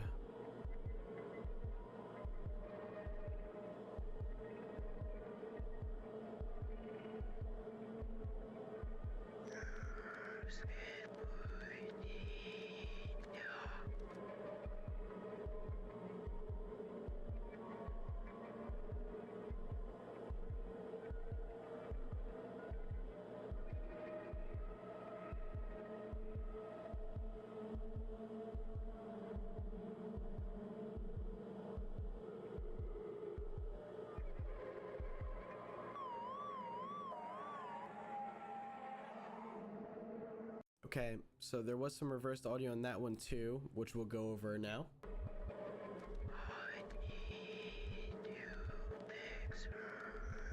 And also there is something in the description of this one too. It is backwards, which is interesting, but when you reverse it, it says, I only borrowed the android from the trade show.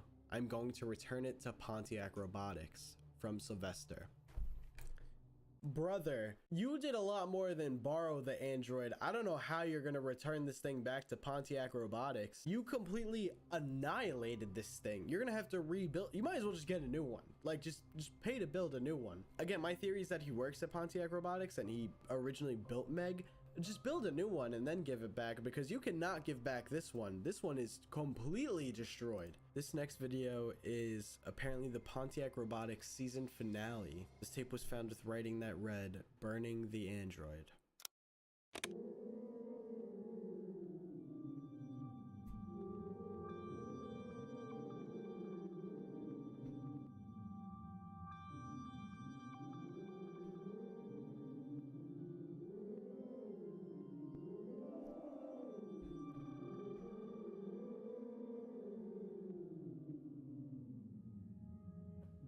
Okay, he's spraying it with gasoline.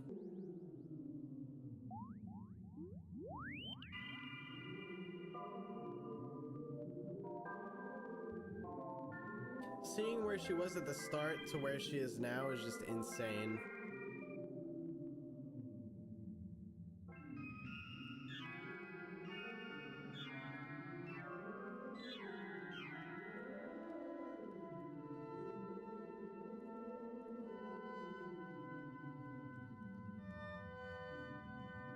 Also, I thought he was just returning her. Now he's completely burning her. Whoa, hold up. Wait, what? I didn't even realize captions were on. Latin. This says, "The recorder will not be happy."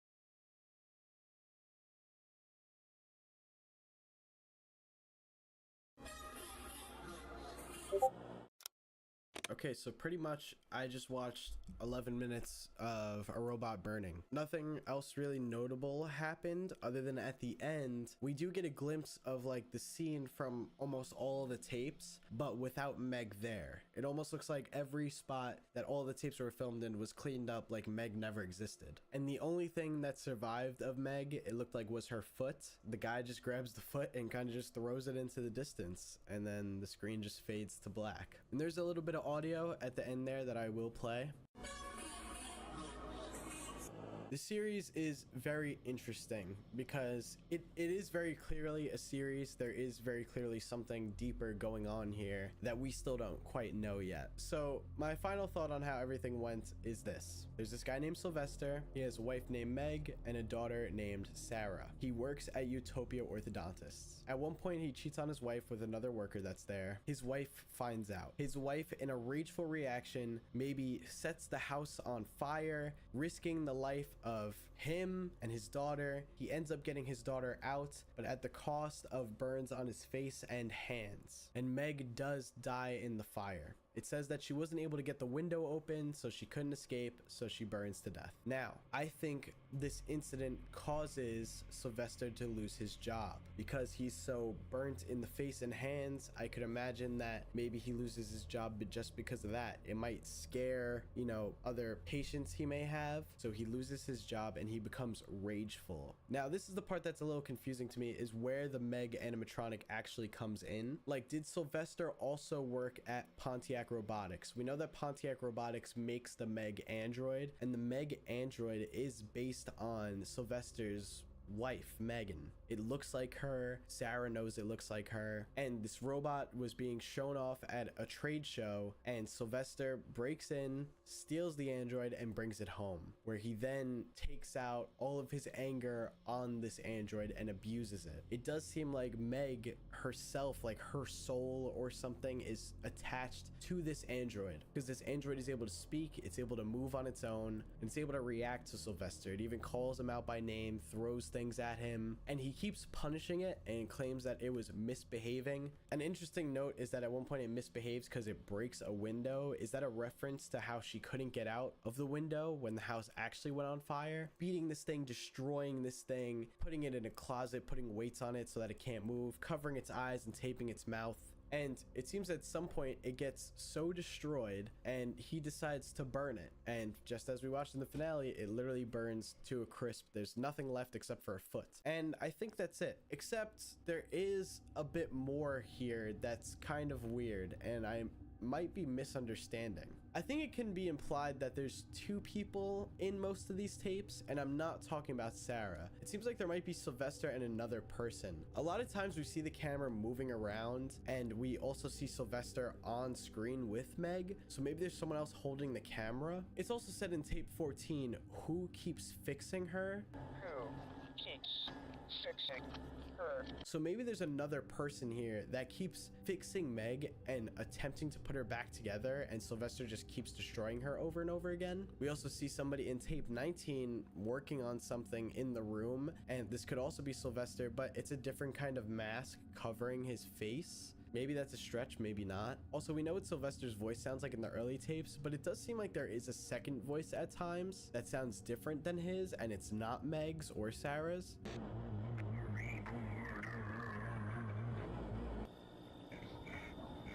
So be sure to let me know your thoughts on that. You could also add to that with how in Latin in the final tape it says the recorder will not be happy. Like, who is the recorder? They could be mentioning Sylvester as the recorder. Maybe someone else burned Meg at the end there. Or maybe that is Sylvester that burned Meg, and he's saying that the person that's been helping him record these videos, the recorder, will not be happy that he's burning her because they've been fixing her over and over again. Again, it's very confusing. There's a lot that's not fully clear in this, and that's obvious because this isn't a complete series yet. This is the season finale, so this is just season 1. I saw some people complain in the comments under these tapes that they're like, this is so hard to understand, blah, blah, blah, blah, but that's literally the point. I'm sure this creator could drop just like 5-minute videos each, but it's probably easier to get these like 1 to 2 minute videos done and constantly push them out week by week to feed people more and more while also staying consistent. So I do like this series a lot and how it's going. It's very different from a lot of other analog horror series that we've seen on my channel before or just on YouTube.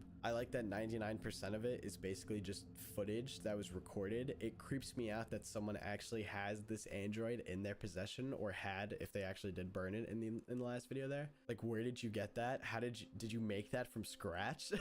I want to congratulate you on like the amount of creativity there in doing that. This is just such like a creative idea. But be sure to let me know your thoughts and theories on this series down below. Like I said, we're definitely probably going to get more from this series in the future, so be sure to go keep up with it yourself by subscribing to the Pontiac Robotics Archives channel. The link to it will be at the top of the description down below. Be sure to go over there, like the videos, support them, watch them for yourself. You might find something that I missed. Please be sure to go and support your analog horror content creators. I also know the way I did this video today was a little different.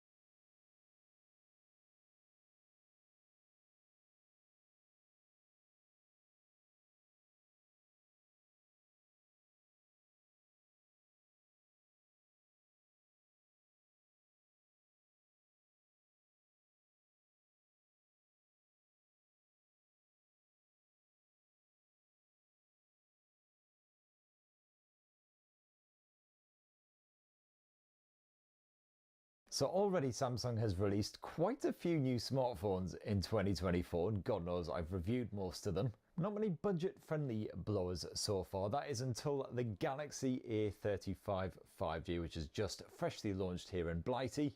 And for a price of just £339, you get a distinctively Samsung smartphone, which could almost pass as one of those flagships, complete with a 6.6-inch Super AMOLED display, stereo speakers, a big old battery, respectable gaming chops, and a 50meg main camera.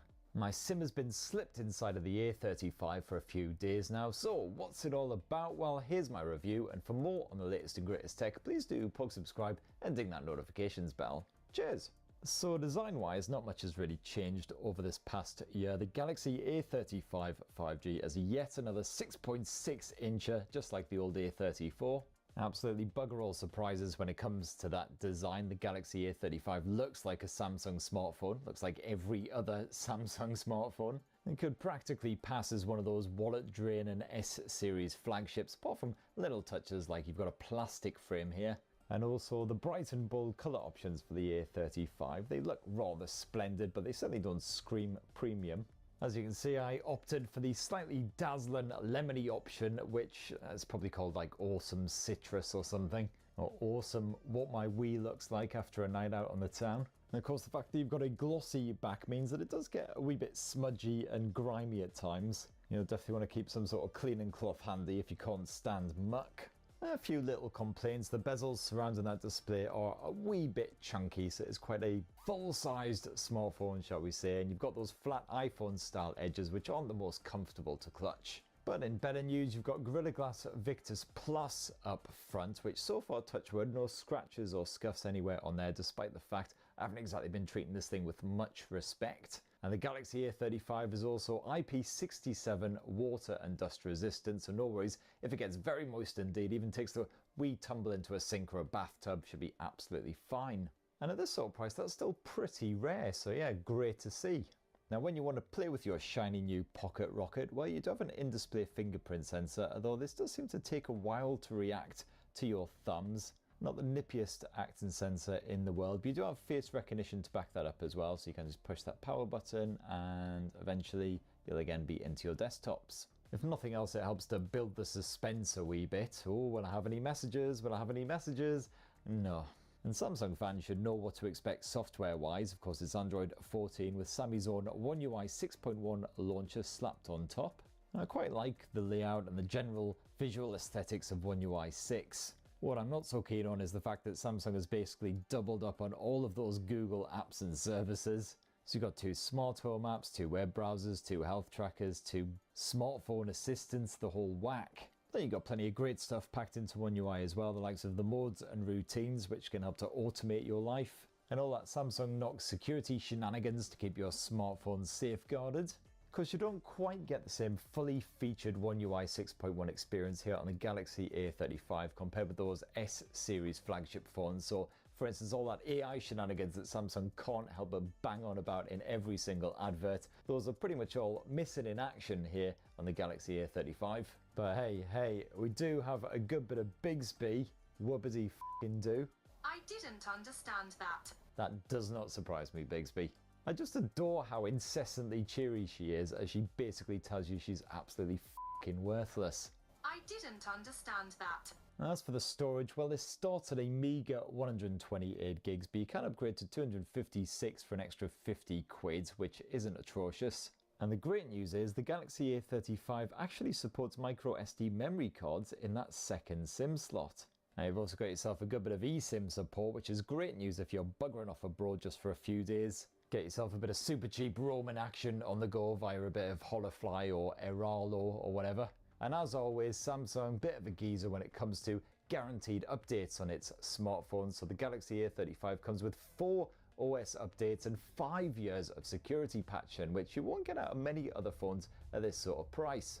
And at this sort of £300 to £400 price point these days, you can expect a gorgeous OLED display, and the Samsung Galaxy A35 5G certainly doesn't let you down here.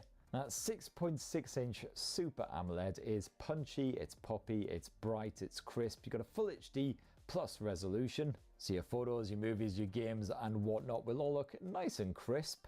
And by default, that screen is set to vivid color mode, which certainly shines when you're enjoying a bit of animation or whatever. You can change it to natural mode if you prefer more realistic, authentic output. And while the Galaxy A35 doesn't support HDR playback in the likes of Netflix, the contrast is still pretty sharp. You've got nice deep blacks, bright clean whites. And that screen also maxes out at around 1000 nits. So on a really, really bright sunshiny day, you will be squinting a bit, struggling to see what is going on. But otherwise, here in Blighty, certainly it's absolutely fine. That permanently grey overcast sky.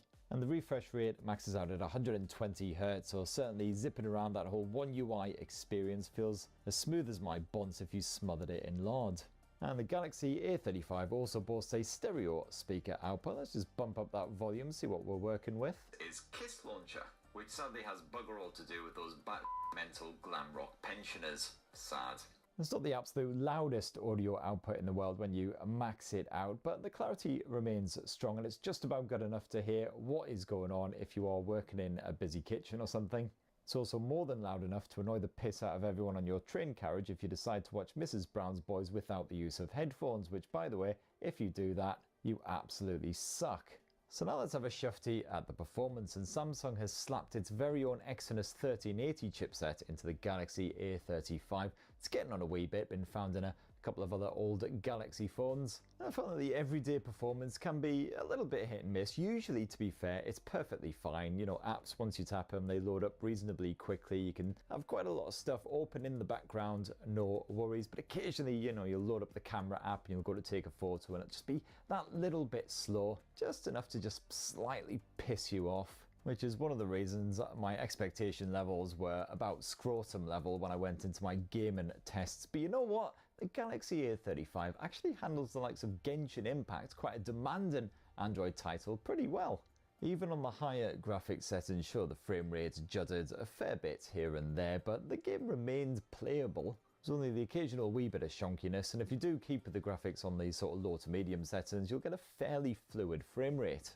And while the back end of the Galaxy A35 did start to get a wee bit toasty after just 20 or 30 minutes of Genshin Impact action, thankfully it didn't seem to get any worse than that. Certainly the app didn't shut down, my fingers didn't singe, and I didn't even really notice any throttling of the overall performance. Of course, Samsung's gaming mode is bare bones at best, certainly put to shame by a lot of rivals. So if you're a hardcore gamer, you might want to look elsewhere, but otherwise, as I say, the performance on here actually not as bad as you might expect. Now, I wasn't hugely optimistic about the battery life here on the Galaxy A35 either, especially the first week or so with most Samsung smartphones. The battery life tends to be pretty bloody dreadful. And actually the longevity here has been really rather impressive these last few days. So most days I get over 6 hours of screen on time, sometimes 7 or 8, including a good bit of camera play, lots of video streaming, audio streaming in the background, etc. And I tend to face plant my pillow in the evenings with at least 25% battery life remaining, which, yeah, really, really solid. So even more demanding power users should be quite happy here. And it's just as well that the battery life is good on the Galaxy A35 because unfortunately the battery recharging speeds are total donkey drippings. Normally when I bung a cable in it at night, even if it's got around 25 to 30% battery already in there, it'll still report that it'll take about an hour and a half to fill it back up, which is pretty much bang on. And sadly, there's no wireless charging support either. And let's end this Galaxy A35 5G review with another highlight, a squint at that there camera tech. Samsung has slapped on a triple lens setup headlined by a 50 megapixel primary shooter with optical image stabilization. And this captures 12 meg photos by default. You can bump up to the maximum 50 meg resolution if the conditions are really good, with a quick poke up here. And I gotta say, I'm impressed by the images that the Galaxy A35 5G has spaffed out these last few days. It's a capable, dependable wee snapper, even when the conditions are a bit arse. So for instance, HDR situations with strong contrast, a lot of harsh backlight and stuff like that. Generally, this phone copes admirably, even on auto mode. Same goes for lower light conditions as well. You still get some pretty rich tones seeping through. And overall, Samsung seems to have calmed things down a bit when it comes to the processing, so your images look reasonably natural. And naturally, you've got the full complement of bonus Samsung modes as well. So you've got a portrait mode, which adds a nice bokeh style effect to your photo. You can tweak this after you've taken the shot. You've got a food mode.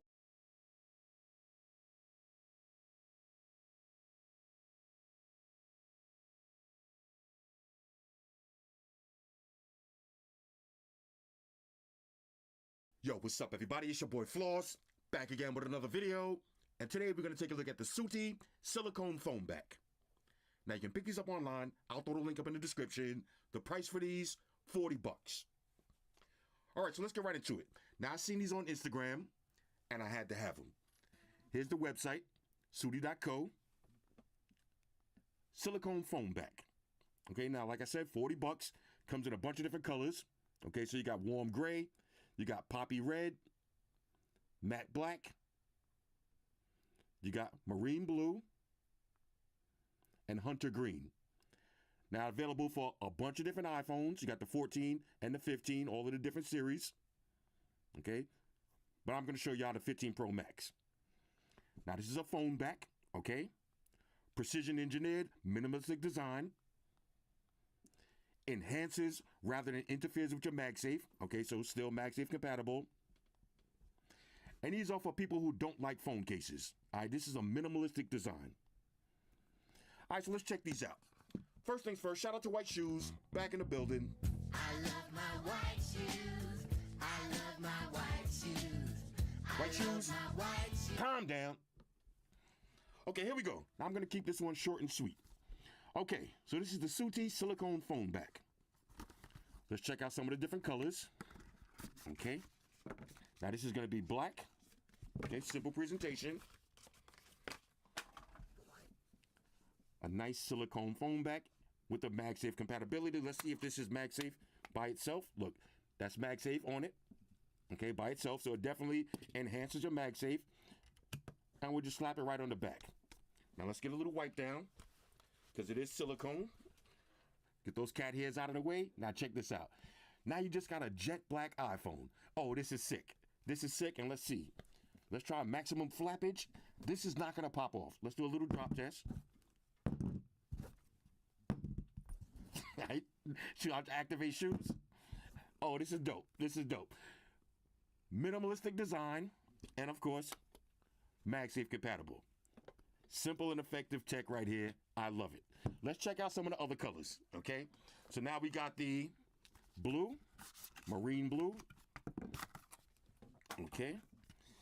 I happen to have the blue iPhone. Okay. Again, just magnetizes right on the back. Look how clean this looks. All right, so you got your phone on the table like this. It looks like you just got a blue iPhone. This is sick. Okay, this is sick. And like I said, when I seen this on Instagram, I wanted it immediately. I'm feeling this. All right, so the black and the blue.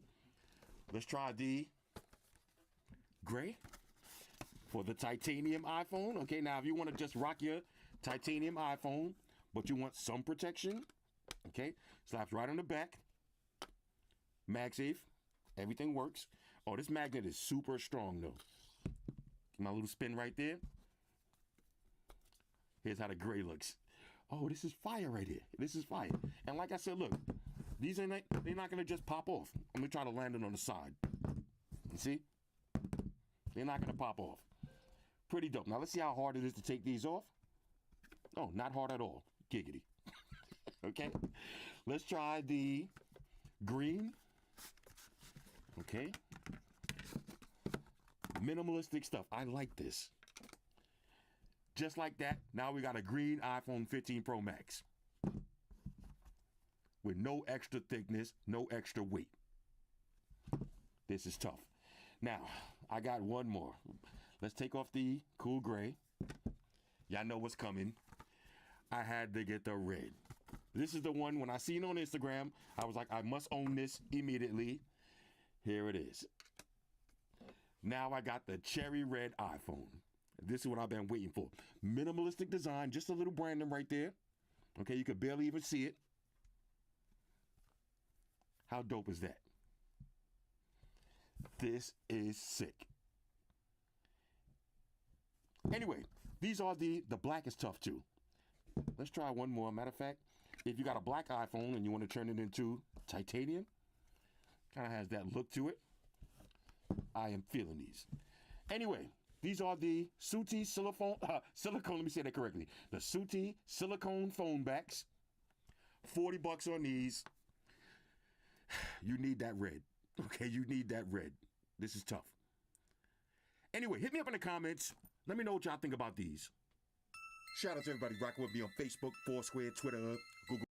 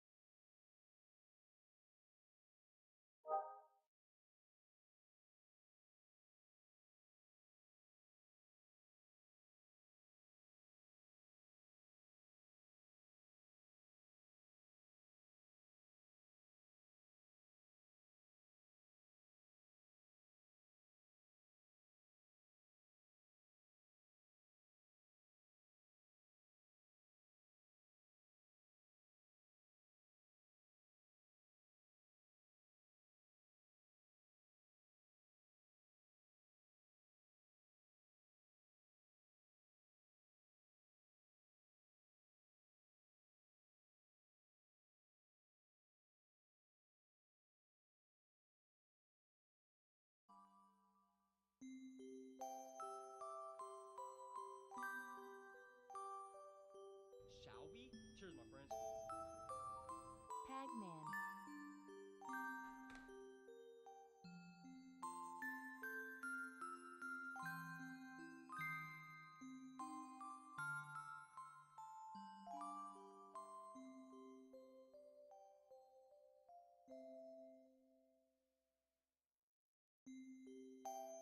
Is the fire cool?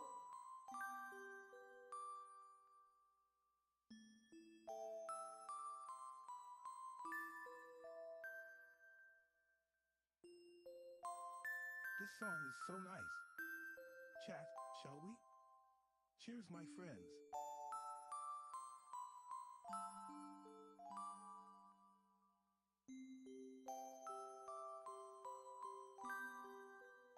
Apparently it's not supposed to be in your eyes, right? A laser was right in my eyes, guys. I think I just fucked up. Guys, are you guys typing? I can't see shit. Guys? Guys? Guys, I can't hear anything.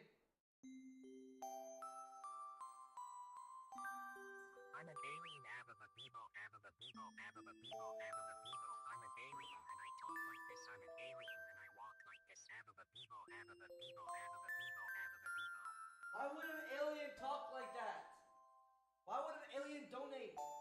Group starts in 20 minutes. That is not even real. Like, you guys are being so stupid. Why would an alien be donating right now? Don't never buy no weed from the gas station, bro. Hi. Where the frick is my lighter? Y'all are pissing me off. For 76 months. Hold on, I can't. Uh-oh.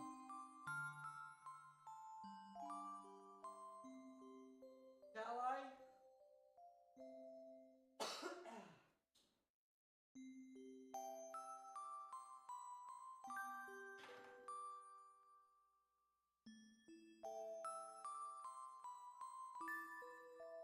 Group in 5 minutes. Don't forget about IT.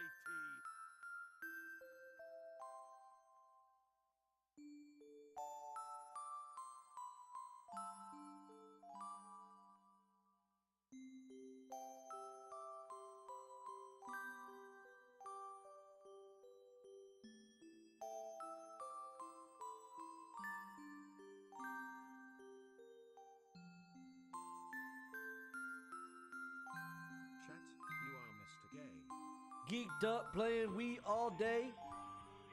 You know what? I do feel a little bit weird. I'm not gonna lie. This music bout to make me cry. I Chat, say you we think play he some is League of going to Legends finish now. This game?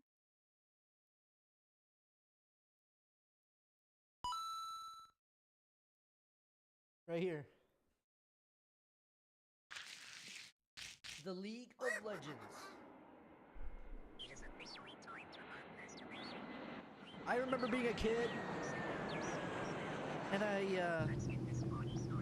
haven't seen this since I was a kid, bro. My mom got me a GameCube.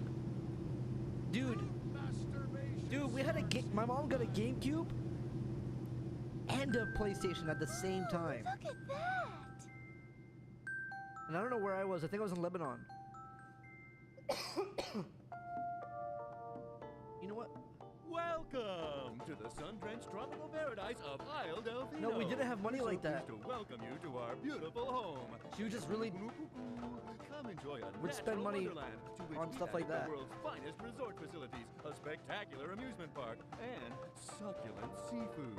All this and more await you on Isle Delfino. Come relax and let us refresh your body We were and on spirit. we were on welfare, bro.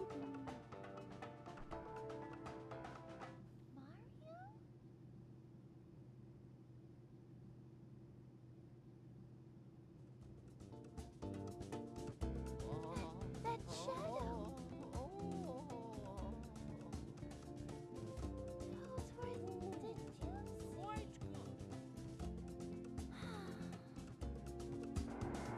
So I remember having this game on the GameCube when I was a kid, and also Final Fantasy X, 10-2, I think, with the 3 girls. So it was 10-2, right?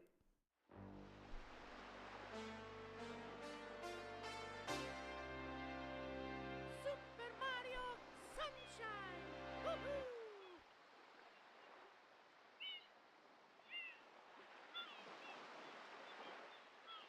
Yeah, guys.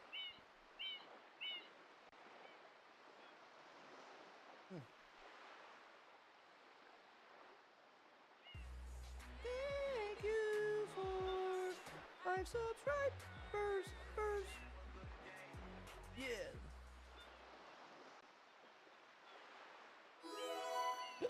Thank you very much. Bro, this is not set up right. Come on, man. Come on, just let me play the game, bruh. Wait. Guys, Commence group now. it actually froze. No cap. Obama.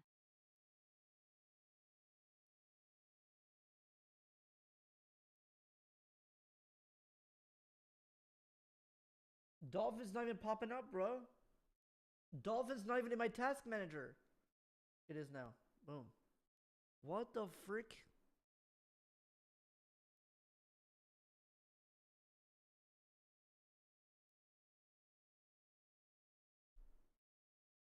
Button S? Yes. What is it?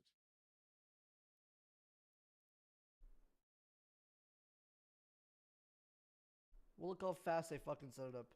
Look how fast I set it up. I see you're having trouble again. Make sure your controller is set up on GameCube and not a Wii remote. Wait, didn't I have a profile? No. Cook shaky.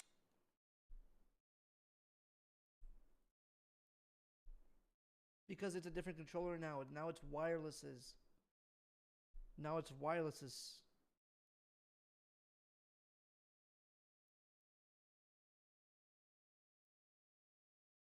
Look how fast I'll set it up though.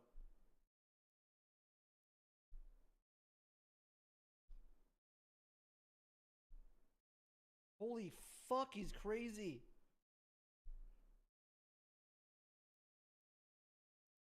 Holy fuck.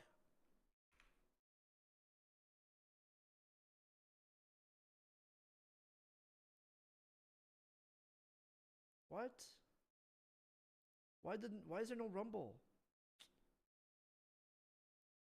Oh well. Good. Good to go. Oh, one more thing that's very important, y'all. I mean, you guys will know this. Alright, what is my save state button? Allah.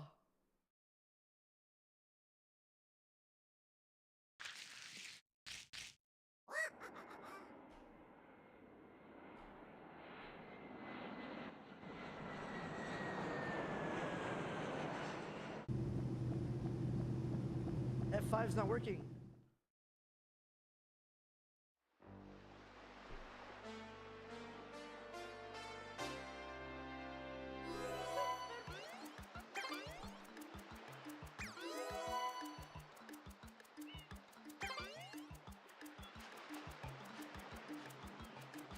Wait a second, is my FPS a little low? Is there a way to make it smoothest?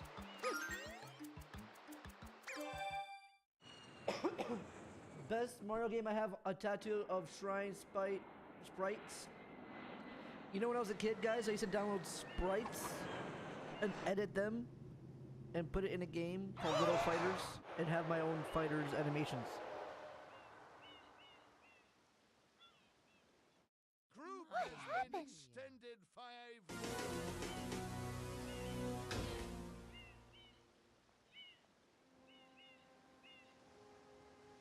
What's this icky paint-like goop? It's moving! No, no, boys! Don't touch that stuff!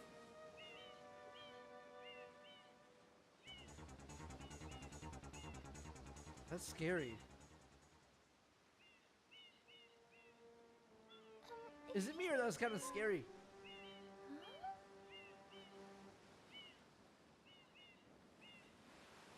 I am most concerned with the well-being of the princess in this dreadful heat. Master Mario, if you would, cross over to that shore and find some assistance.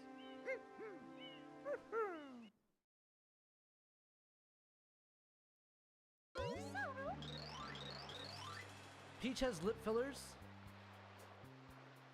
I mean, that's cool. Mario, be careful. I have a bad feeling about this.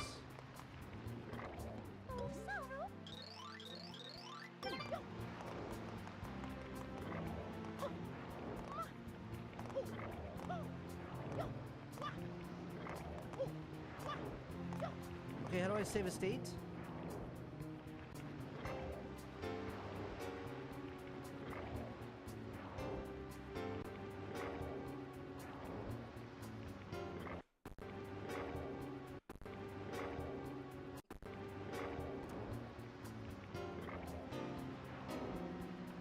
That fucking hurting. No, there's things you want to do, chat. Watch. Once I learn some things. There you go.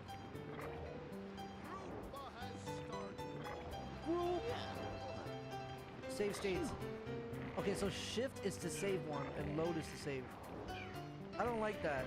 Should we just make F1 save and F2 load? Life's better when you're under the American Family Insurance roof, because when you feel totally protected, your family's free to pursue their dreams. She's got a great swing. American Family Insurance. Get a quote and find an agent at amfam.com. Thought your favorites couldn't get any better? Wait till you try them with Culver's new thick cut bacon. Savory, smoky, with a hint of sweetness. If you can crave it, we can bacon it. Bacon. With features you won't find on Honda CR-V, Nissan Rogue, or Toyota RAV4, the Hyundai Tucson puts the other guys in their place. Namely, the rear-view mirror. Only a Tucson compares to a Tucson. Get 3.99% APR for 60 months or up to $2,000 bonus cash on the Hyundai Tucson. Visit your local Hyundai dealer today. Hi, we're Visible, the wireless company that makes things visible. With us, what you see is what you get.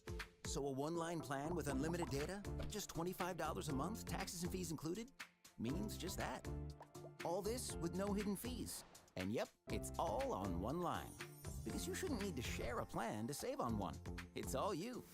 Plus, we're powered by Verizon's 5G network. Sometimes the choice is just visible. Switch today at visible.com. Feels a little off.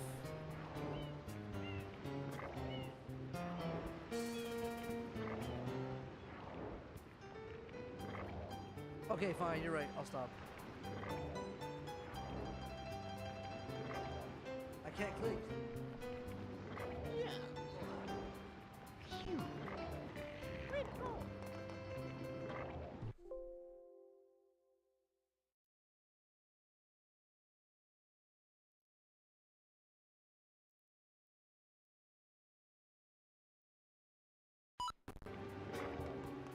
Feels better. All right, here we go.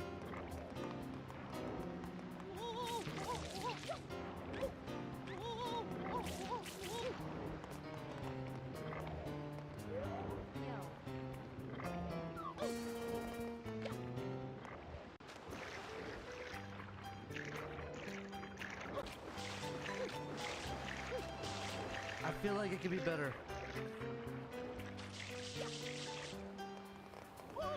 I mean, listen, if we just make it better, we don't have to touch it the whole time. We just started. I don't know why you guys are so against all this.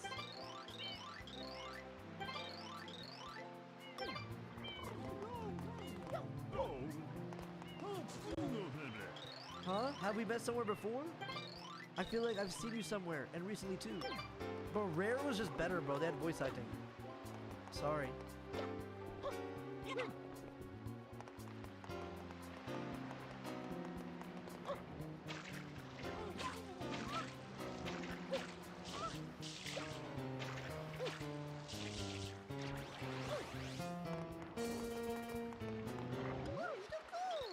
What are you waiting for? Do something.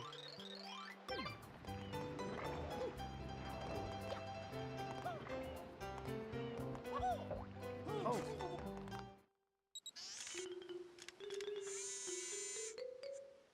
Power up complete. Thank you for purchasing this item from GAD Science Incorporated. Preparing to register customer information. Did somebody Google 60 Scanning FPS and sunshine? Classifying subject data.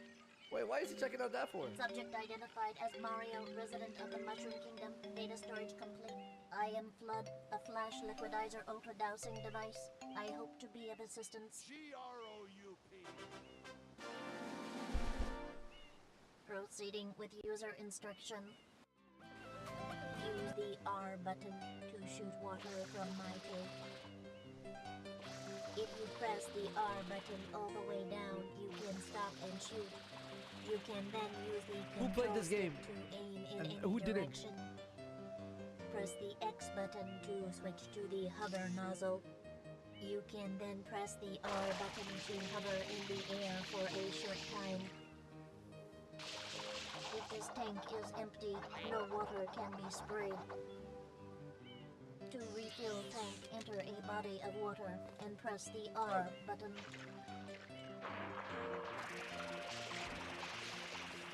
Instructions complete. They should make a new one. Proceed. And have the water actually be sucked. No. Mario. State saved. Stable to do this off. Box below and one right up here, folks, so you guys can do this for yourself to add them Hold on a second. into Dolphin directly. The reason This why is the guy who made. This is the guy who made. Provider song. Hey, Slicer. you need to know how to do that is because of the fact you need to know what version your game is running on and have easier access to the Wiki page. Now, for me, I'm running a North American version of the game because I am from North America. Don't get mad. Don't get mad at me. It's the best thing we could do right now so we can play the whole game and enjoy it. So, with that knowledge known, we're going to head straight to the Wiki page. So, the reason why we need to come to this particular page is because of the fact that we are looking for this particular code right here. So we're going to be using the region Pacific codes because they're going to have less glitches. So we're going to be using the North American version that it happens to be the NT. Wait, is the game on Switch?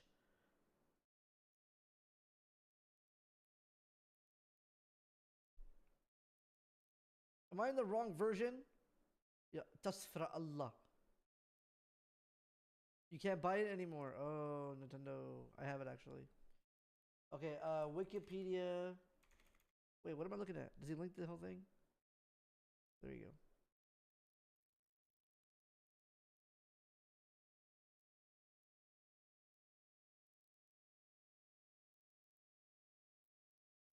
Can I use this though, right? Version, which is the North American version. And we're going to add this code to Dolphin. So we're going to highlight all of what we see here, folks. Again, if you're running a PAL version, you're going to Sounds like a this theft. particular one. You're going to basically highlight it all, say copy, and we're going to head back to Dolphin. Now, before we copy that code in, we do need to do a configuration so Dolphin will accept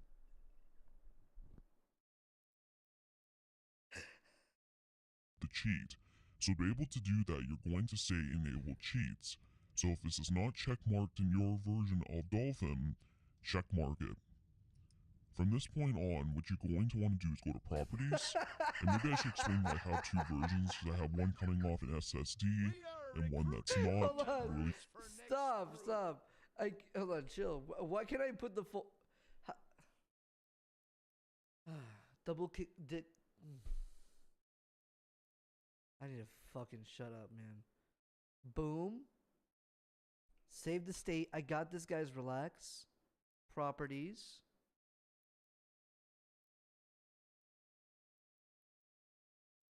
Should go to the one. So if this is not copy, and we're going to head back to Dolphin. Now before we copy that code in, we do need to do a configuration so Dolphin will accept the cheat. So to be able to do that, you're going to say enable cheats. Wait, why? So if this is not checkmarked in your version of Dolphin, checkmark it. Why can't I do it? The game is closed. Oh, I'm so stupid. I'm so stupid. My bad, guys. Just ignore me. Ignore me, y'all. I'm tired. Point on, what you're going to want to do is go to properties. And maybe I should explain why I have two versions, because I have one coming off an SSD and one that's not. I really should get rid of the one off the non-SSD, but I like to keep it there for a backup just in case. We're going to basically head into, I believe it's AR codes, to just see what the Wiki page says. These are, from what I can see, Neo Geo codes, so we're going to add it to the Neo Geo code area. We're going to say add new code. We're going to call it we're going to call it 60 FPS.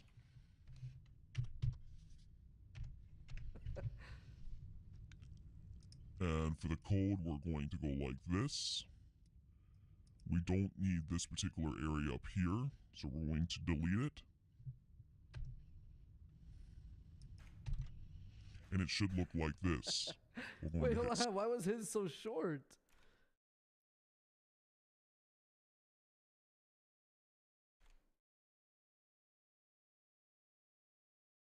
Region free. Brain. Man. It's because I'm streaming. Bro. I'm not usually like this. Usually I'm a hacker, dude. Usually I'm so locked in.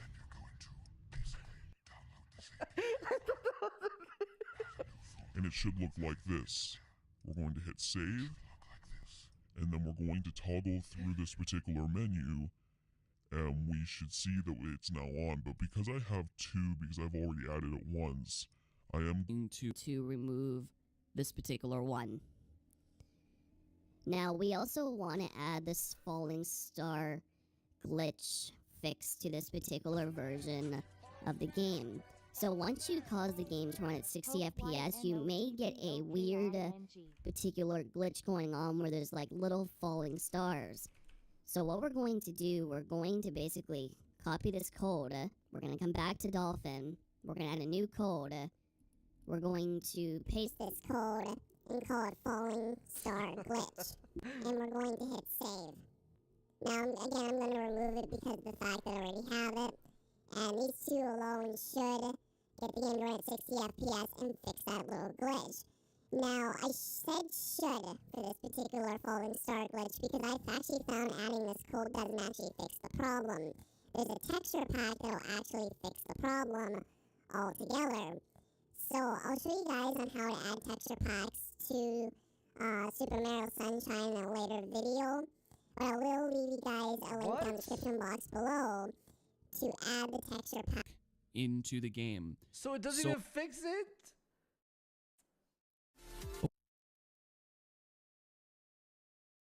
So next we will do to fix the problem. Surely he has it here. BIGFROG. Right here. If any of you guys have done my 60 FPS modification video for Super Mario Sunshine, you're probably familiar with this issue right here. Jesus Christ, this problem is so annoying. Luckily, I know how to fix it. Let's see if it works first.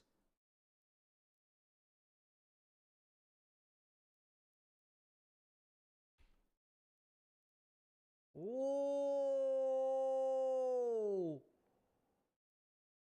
Oh my God, it's sexy, guys. If I listened to the chat and I would have like, boom. Yeah, that's what I would have did.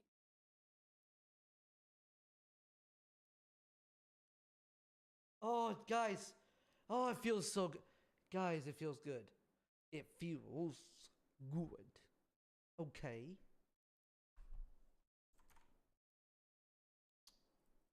Uh-oh. If I alt-tab, it breaks the fucking game. Can't do that.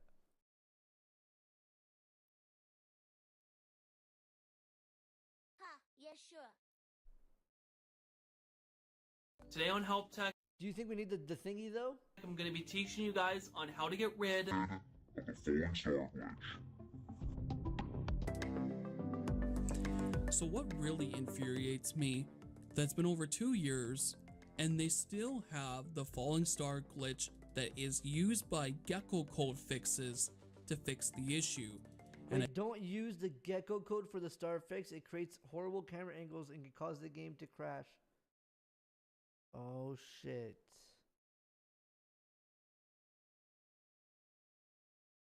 What you need to do to fix it then... What?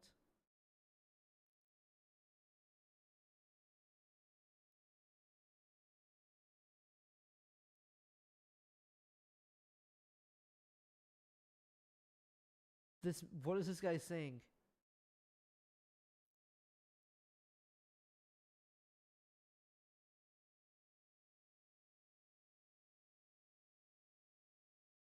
I think most of you guys have probably discovered that this does. Okay, maybe we don't use the widescreen because the widescreen's not working, guys.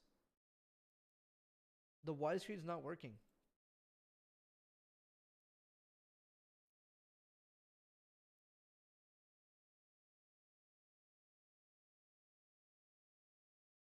Pretty sure. Oh, it's not on.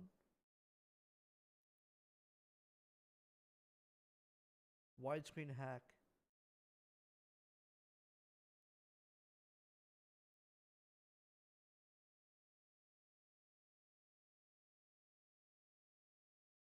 I mean, okay, if we run into the issue, then we'll do it. But I have a feeling we will.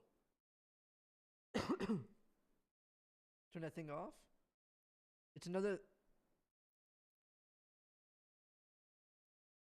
Yeah, that's what I would have did.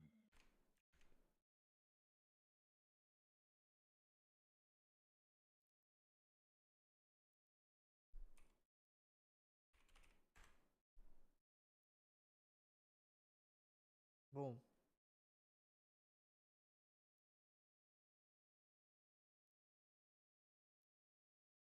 What?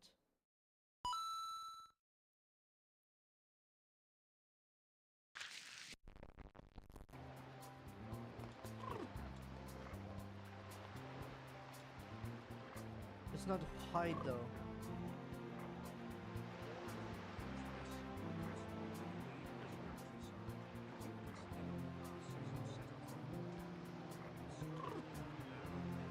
I mean, we don't need it to be widescreen. I don't really care for that, you know? You guys?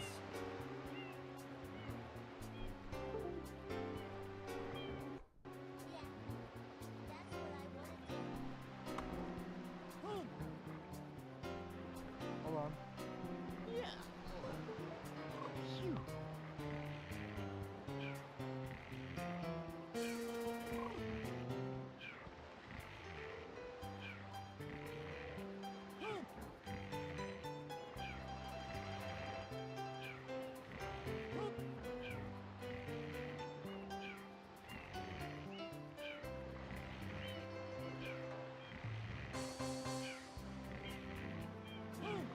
There you go. Looks good now.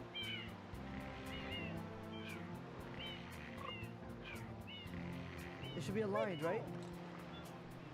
Everything is nice.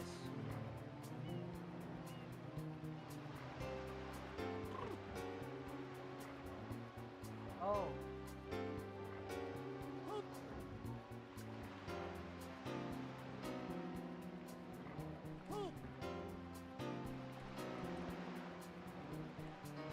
Is it big?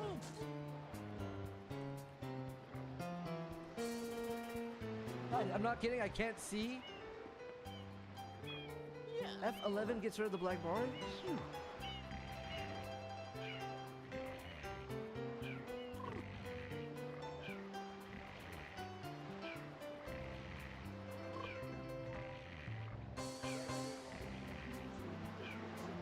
game's a banger. Hope you enjoy it.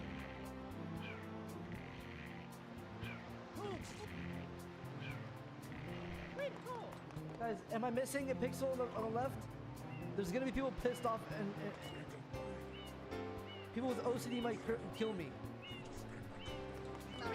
Alright, we're good, we're good. Alright, what's up guys? Let's play some Mario. What is up everybody? Let's fucking go. I mean, it was fucking worth it though. Look at this. Oh my god, it's so smooth. I'm telling you, I was kind of dreading it. I was like, ah.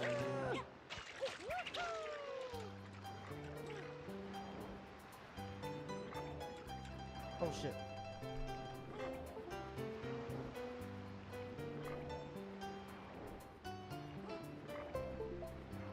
I cannot move left 2 pixels. I'm on the other keyboard now. So if you guys need 2 pixels on the left, L. Oh wait, the water. Alright.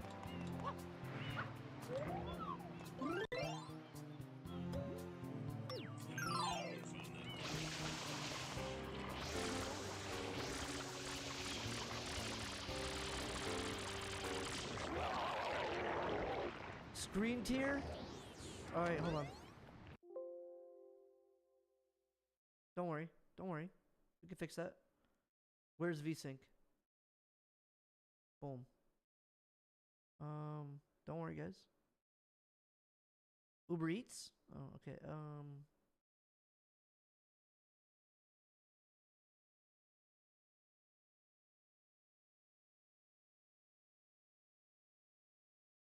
Yeah.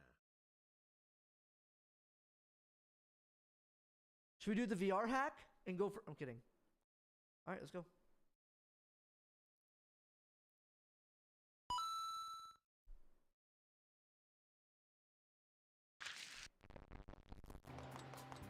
Dude, it's so demonic when it starts.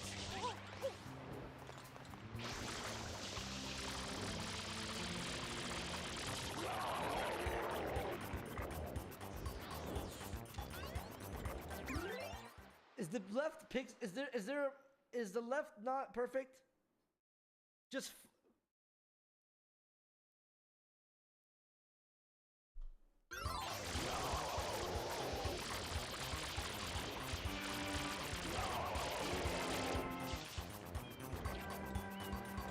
Because if it's not perfect, guys, I'm just gonna end the stream, fix it, and we'll come back tomorrow. Alright, deal.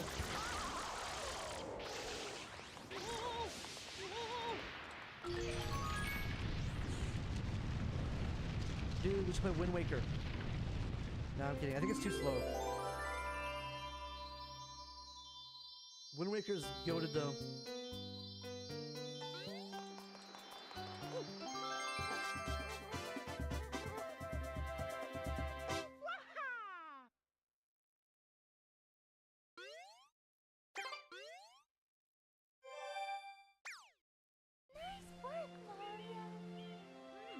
Quite an unusual device. I played this game before, but I was literally like Glad to meet you.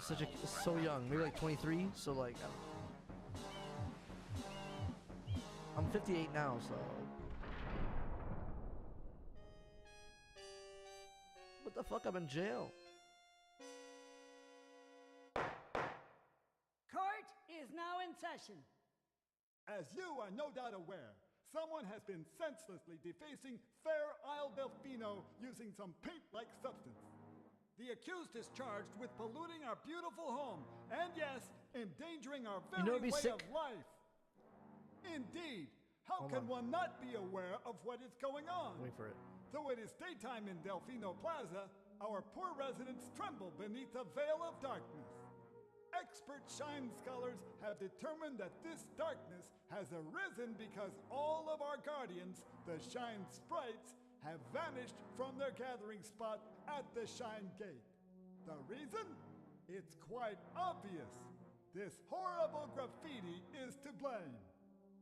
Behold this sketch of the perpetrator based on eyewitness descriptions. The truth is obvious. It's The Metal guilty Mario, party not sits me. among us. It is none other than Mario. Objection! Overruled. I judge the defendant guilty as charged. I Yo, hereby what the order fuck these defendant people, to clean bro? this entire island. Until Isle Delfino is completely free of his vile handiwork, Mario shall not be allowed to leave. Court adjourned. Yo, that's actually the worst court ever. Like, no defense. We should sue them or just kill them all. This appears to be quite a predicament, Mario. Data analysis verifies that the island's inhabitants are indeed troubled by pollution, but the pollution itself is not the main problem. Mario, you witnessed this object at the airstrip, correct? It is a shine sprite. Shine sprites are the source of power on Isle Delfino. They used to gather in great numbers at the Shine Gate, but the graffiti incident has polluted the island and most of the Shine sprites have fled. There is no longer any power to support the peaceful lifestyle of the islanders. It is most pitiable. The only way to ensure the return of the Shine sprites is to keep the island from becoming any dirtier. The perpetrator is likely at work even as we speak. And you, Mario, are being treated as a criminal. Tomorrow we must do our best to resolve this situation. It's like an anime.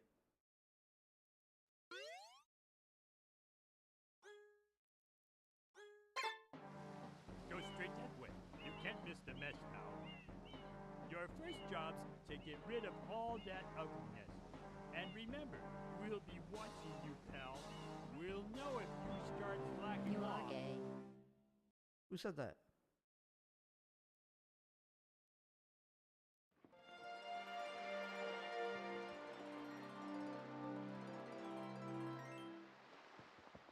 Let's clean this bitch up.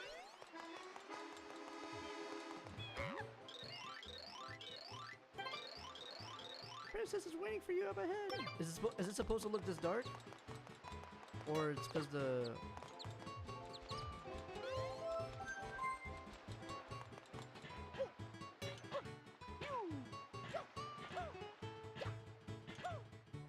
screen is cut off.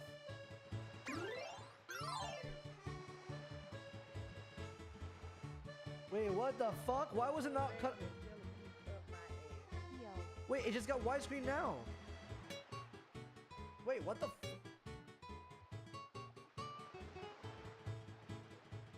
The star glitch is here now.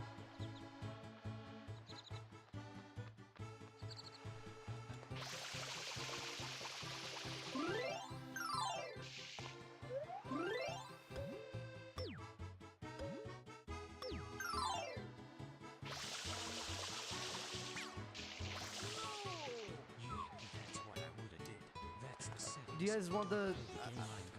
I don't think the What I woulda did to did. That's the two you don't ever forget mine. If you die, you're gonna go into get that spirit to play with it.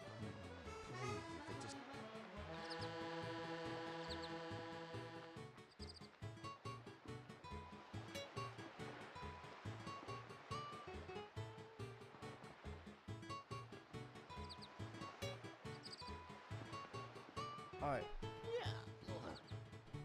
Phew. How are we feeling? Black bar at the bottom. I don't see it. Do you guys see it?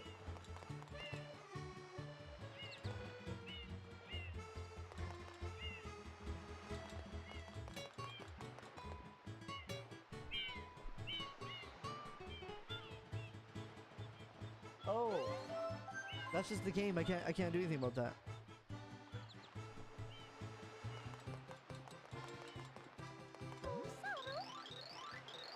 That's just you guys having OCD, I think, man. Oh, Mario, you're okay after all. I just knew you'd be would be okay. I kind of missed the shitty aspect ratio. I'm not gonna lie.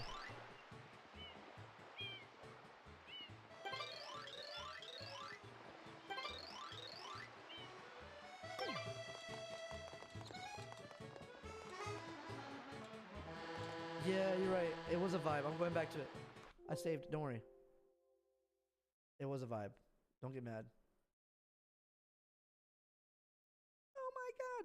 Oh, wait, do you guys want the full... I didn't like the... It takes 2 clicks. I am gonna come.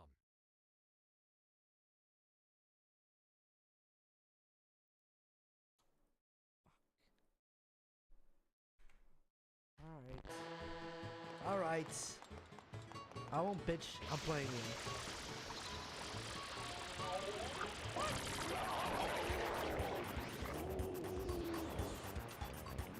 The falling the star thing, I don't know if I can fix that.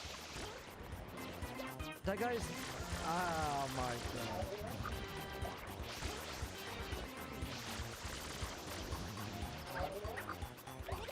Wait, how do I do this?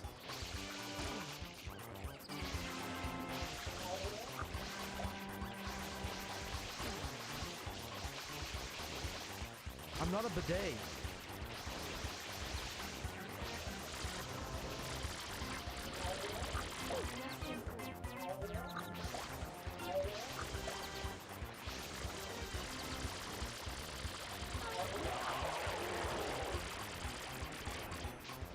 Oh shit.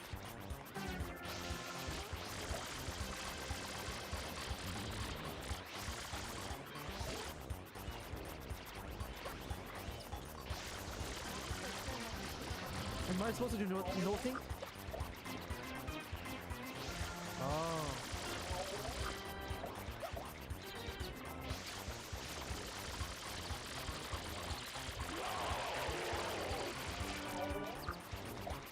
How do I bust him?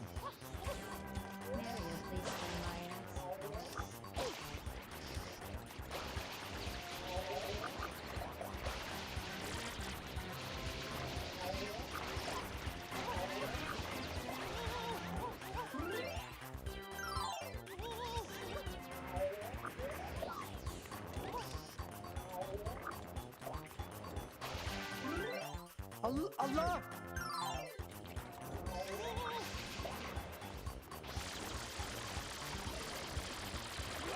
Oh!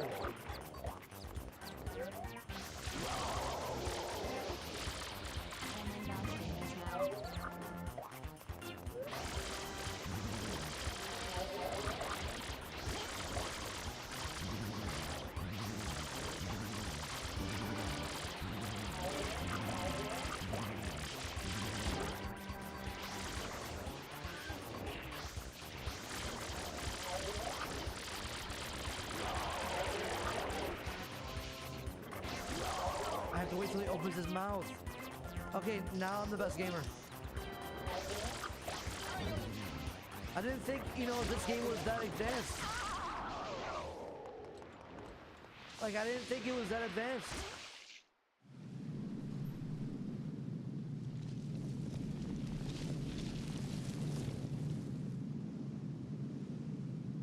Should we get the shaky Mario fix?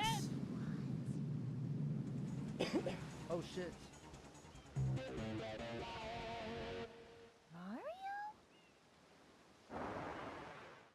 Why is Middle Mario scary as shit?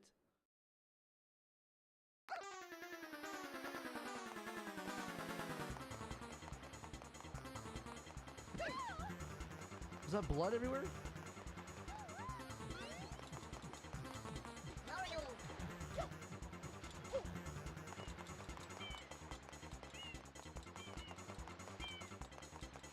All right.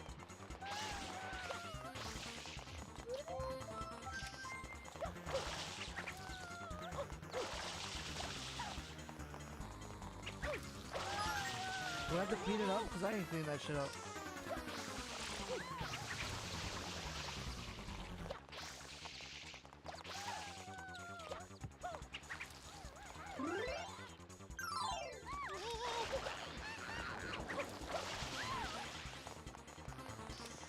Come back here, you criminal scum!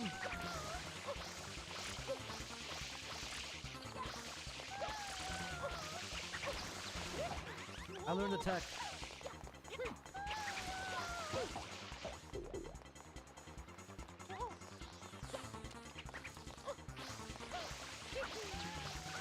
Oh shit!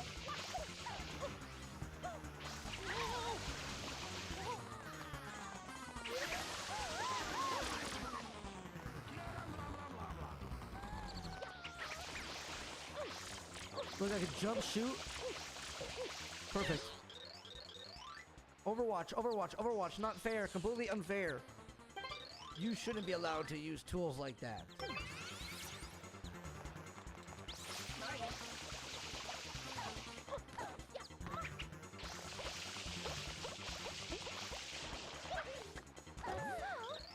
Mario, I'm sure that person out.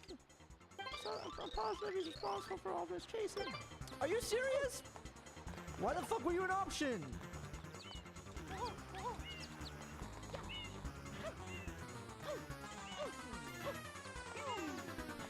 Alright.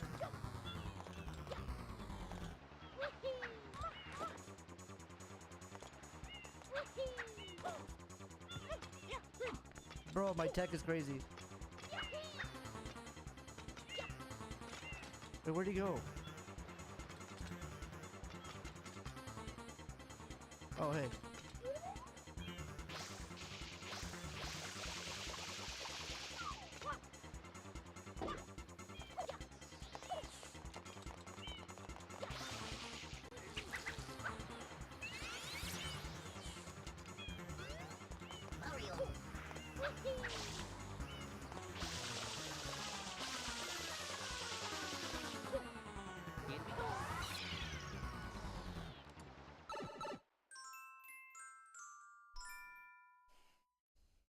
I'm having fun.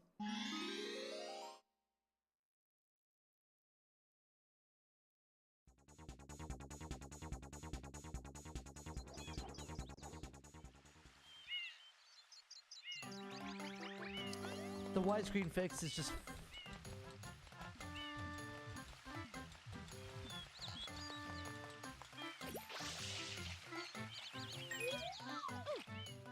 So like, what's all my mechanics? Like, can I slide? Yes.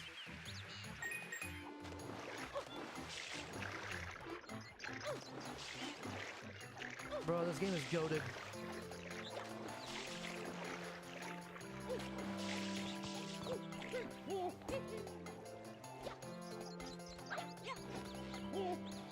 I feel like that backwards jump is broken. Like this right here.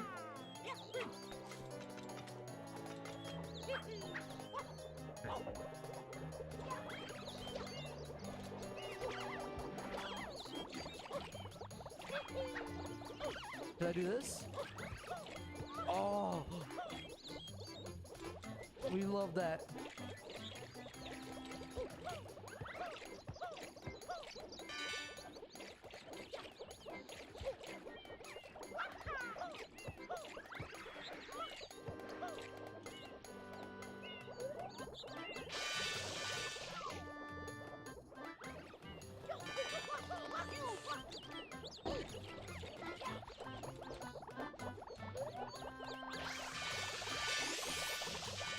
What's that?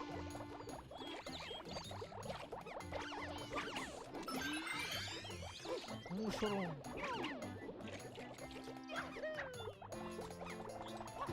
Oops.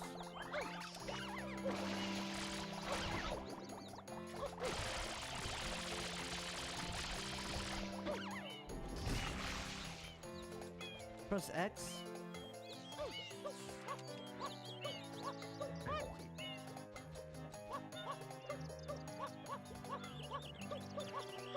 This? Oh. Yeah, I can only do this and that.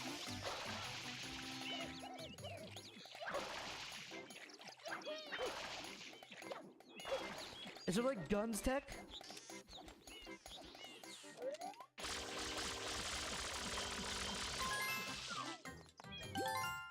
Like jump, reset, jump, reset?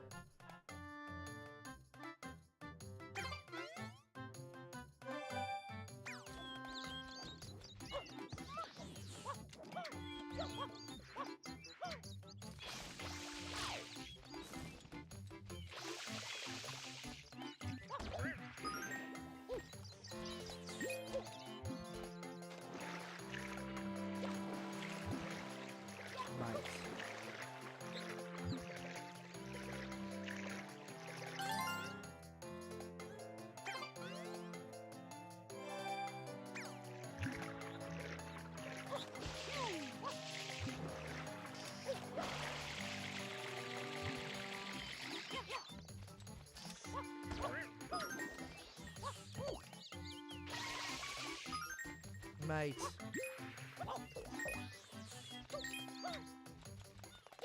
Triple jump to jet boost.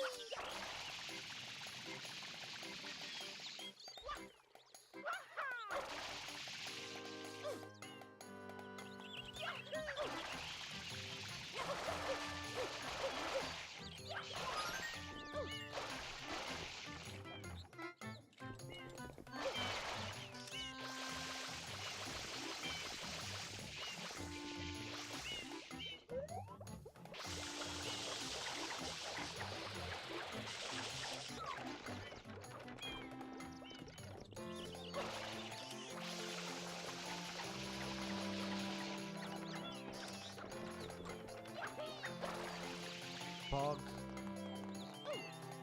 What? Mate. Alright, let's look for shit.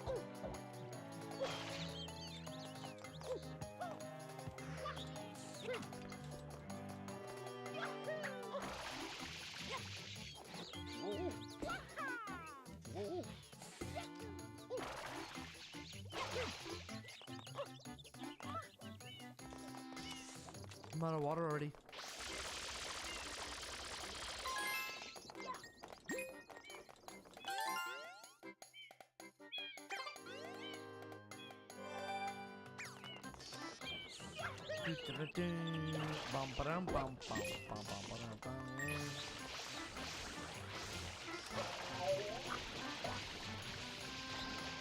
What's the most efficient water tech?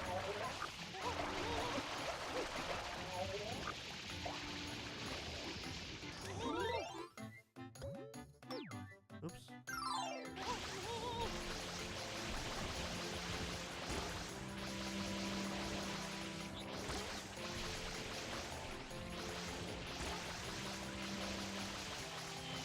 I don't care if my shit's on fire.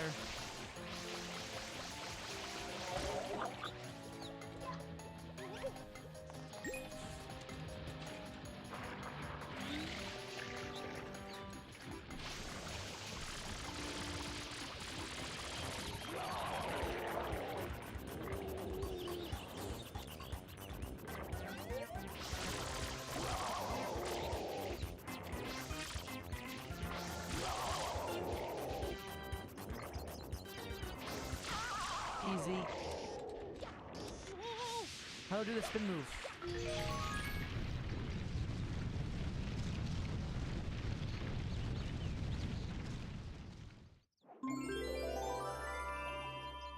Baby ass game. I mean, I kind of miss the whole boobies from Conquer.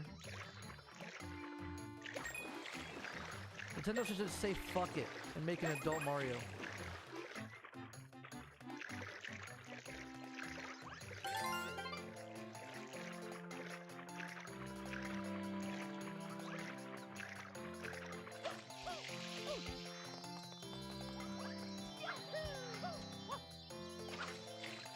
Nobody wants that? Yeah, you're right. Just make a new Conkers then. I don't think anybody wants a adult Mario. That'd be kind of weird, yeah. Mario fuck. Mario fuck 1.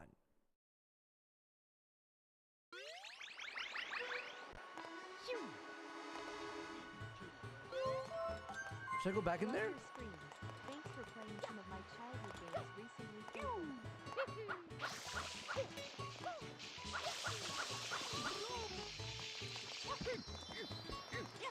How do I make this place more brighter?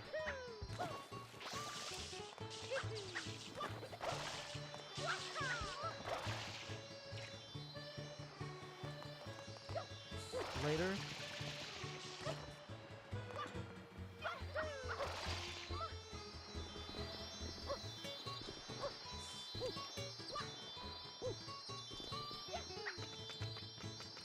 Can I get this star now?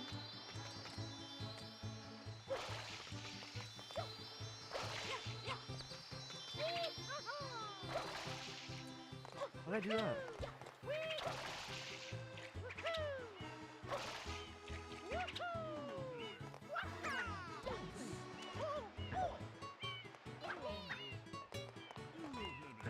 Who's this?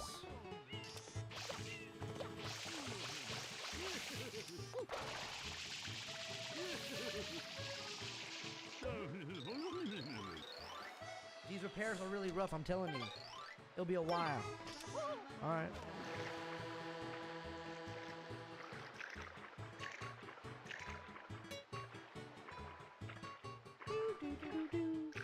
Should I go out there?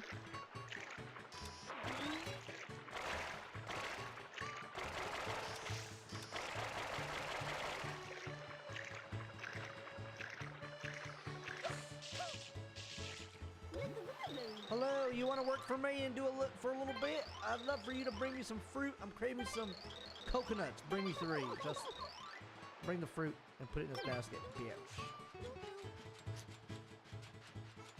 I mean, what about...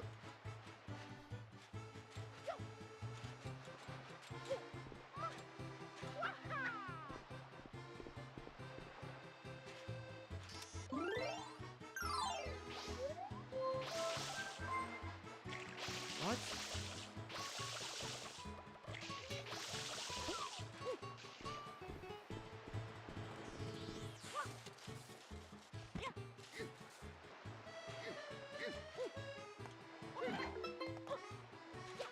I mean, where can I find 3 more coconuts?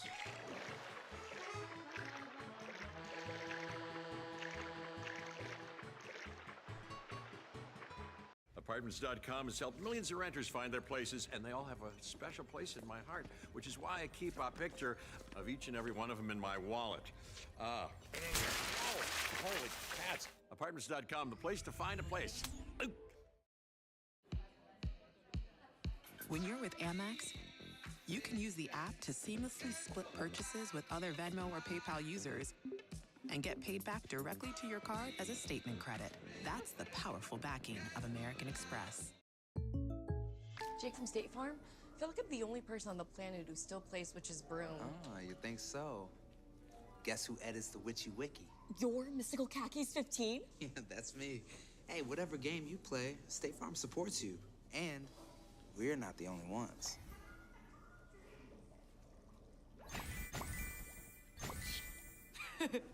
Oh, there's a potluck every Tuesday. I'll bring my potato salad. Like a good neighbor, State Farm is there. Boost your hydration with Body Armor Flash IV Zero Sugar Hydration Packets with natural flavors and sweeteners. For a free sample, just say, Alexa, ask Body Armor to send me a free sample. Flash sticks have 3 times the amount of electrolytes versus leading sports drinks, zero sugar, zinc, and vitamins B and C. An easy on-the-go solution. Just add water. To get a free sample of Body Armor Flash sticks, just say, Alexa, ask Body Armor to send me a free sample.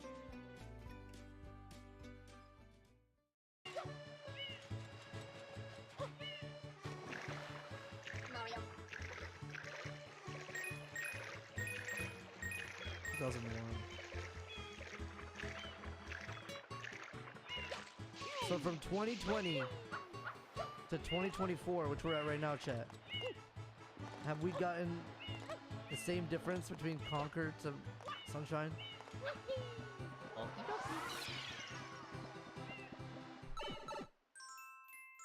You know what I'm saying?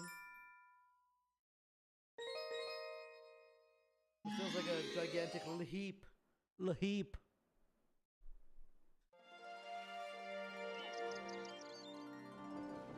I'll kill this bitch right now. Easy. How can you make that comparison?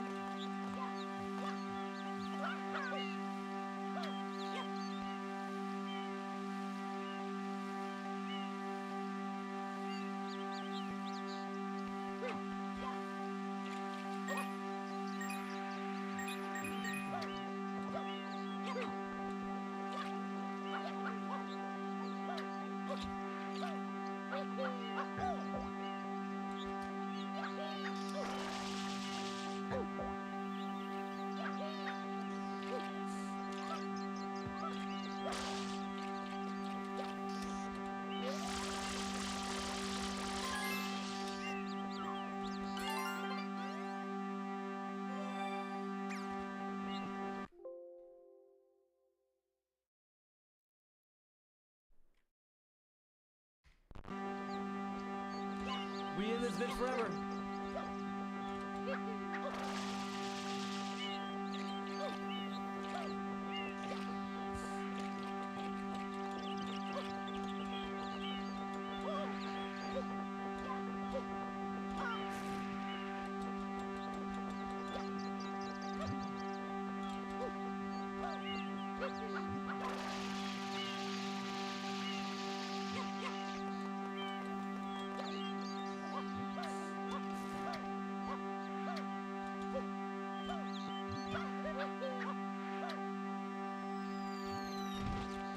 I don't know what to do here, guys. I just we have to deal with it.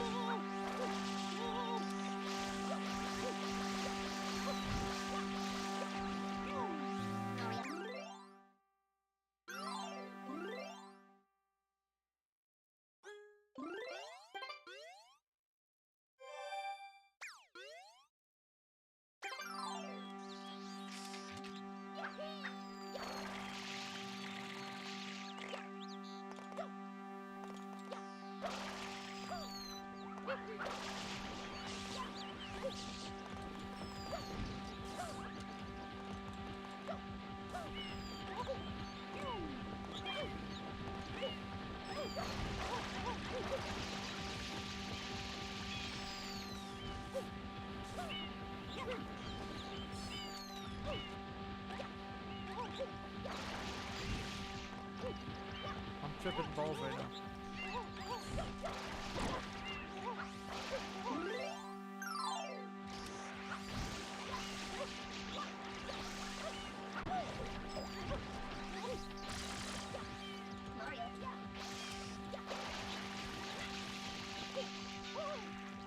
Watch.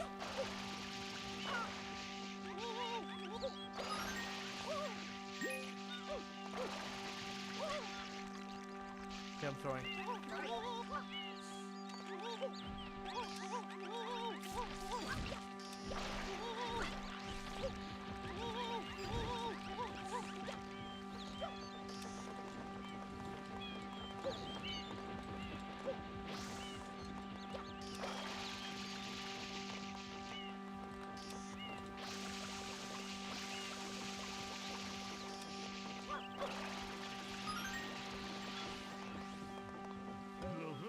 Could you help outlet the big-headed creature up there? You're the only one we can... Yes. Yes, I will.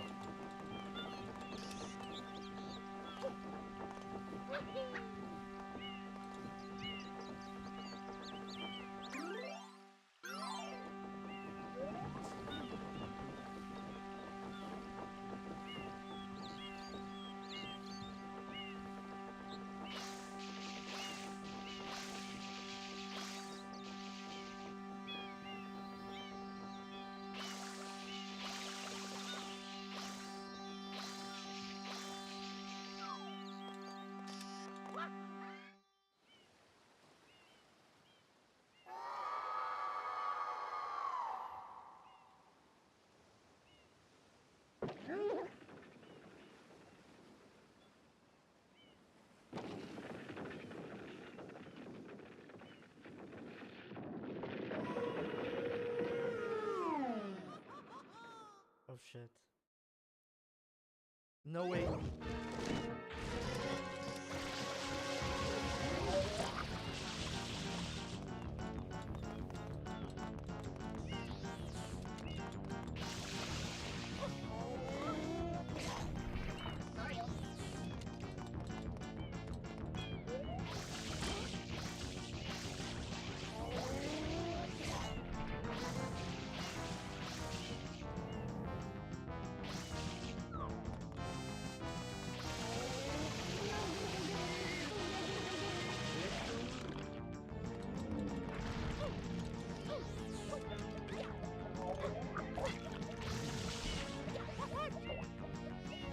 How do I do a fucking down pound?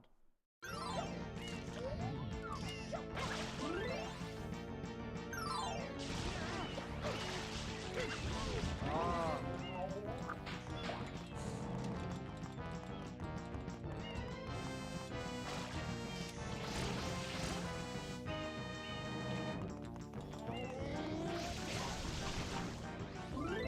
The fucking...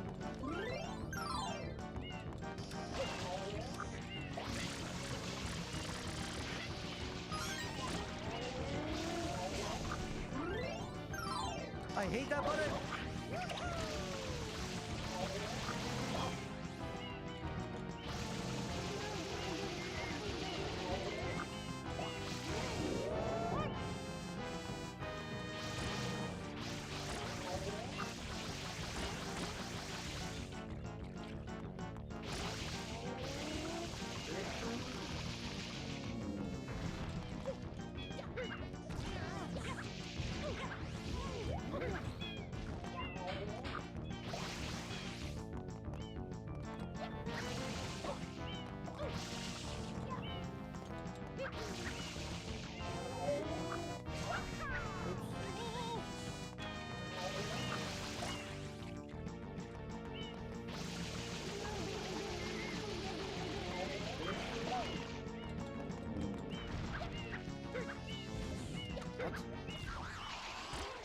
Too easy for me.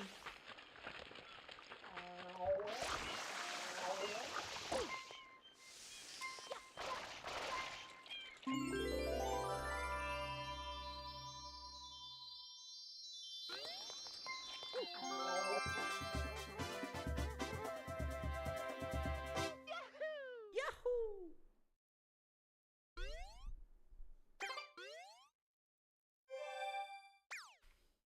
Too easy. Mario covered in shit. Mario covered in shit.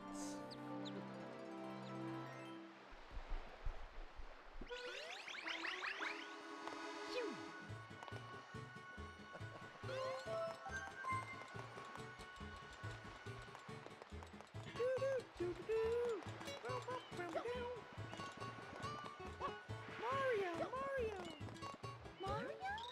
Welcome back. We're so glad you're safe, Mario. This vacation's just been a whirlwind of bizarre events, huh? And now the boat to the hotel isn't even running. What do you want me to do?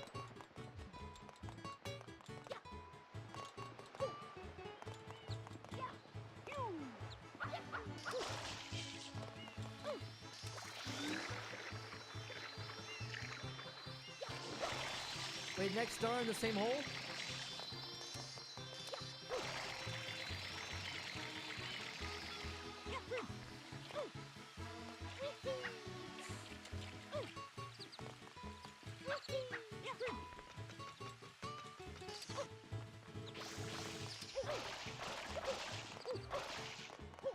Oh.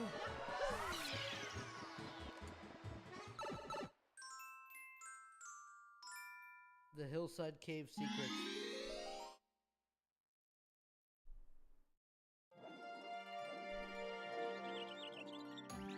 Wait, where the hell's that? The music, thank God.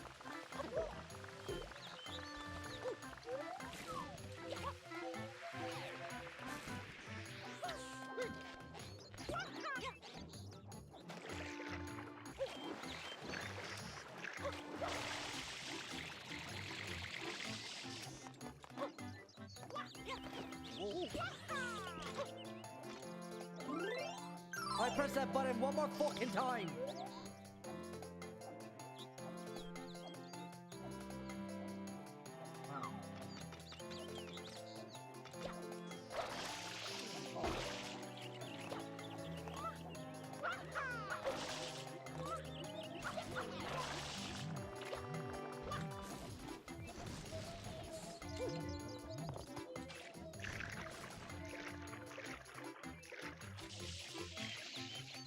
This level.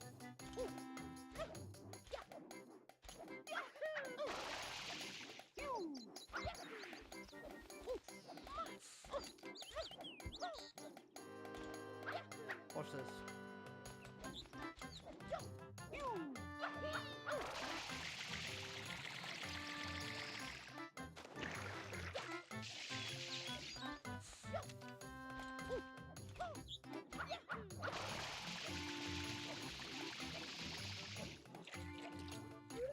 How do... I know what to do.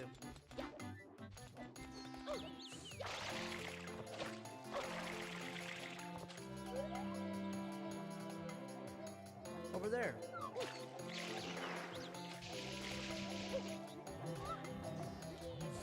What's your favorite Mario? Chat.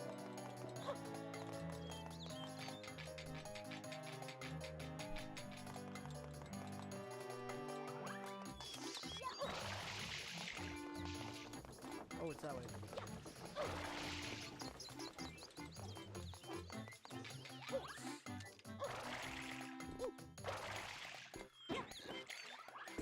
That's just fucked.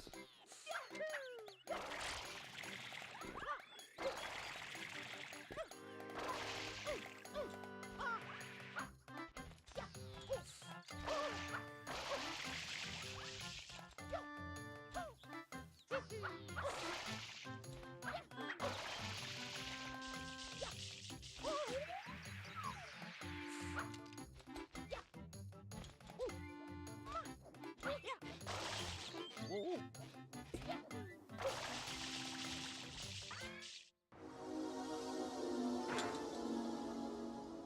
What?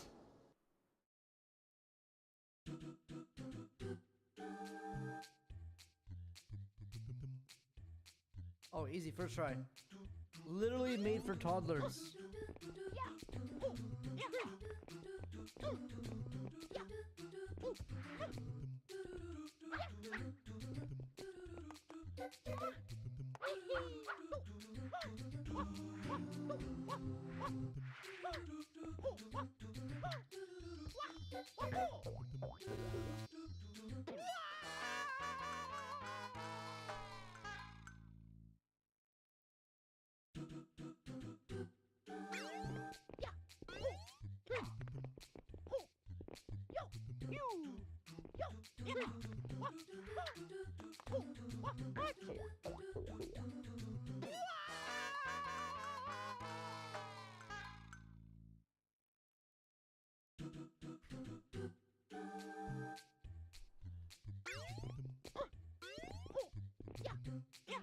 The camera angle starts out zoomed out for some reason.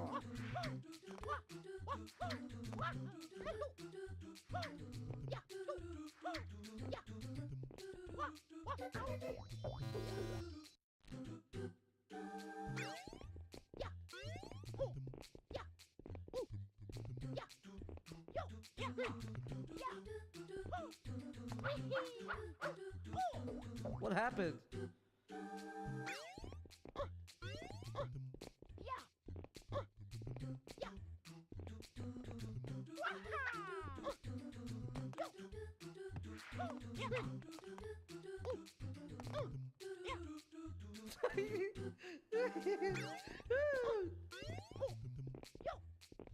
Someone said stream ending gameplay, and then I was like, what does he mean by that? Like what do you mean stream ending gameplay? Am I ending? Like, maybe if I do end, what would I do? Maybe I'd go out for dinner.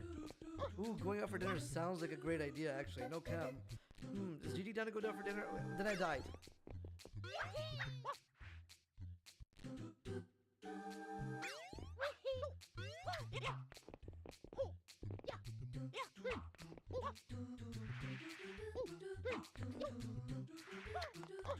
Oh, that was a sick turn, though.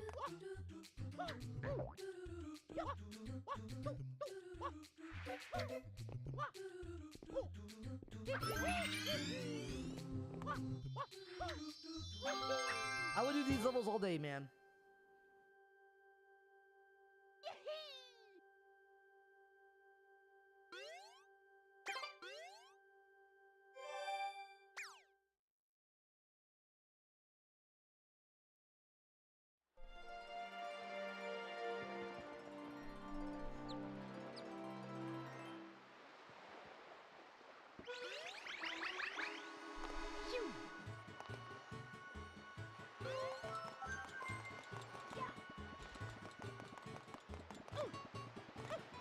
Is there another secret in here? Or another? Do I go in here again?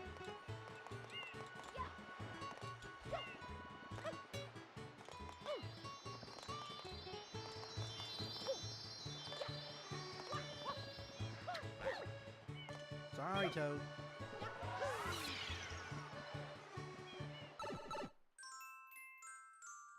I kind of want to go to dinner. Let's see. If JD's down for dinner, y'all fucked up. That one guy ended the stream.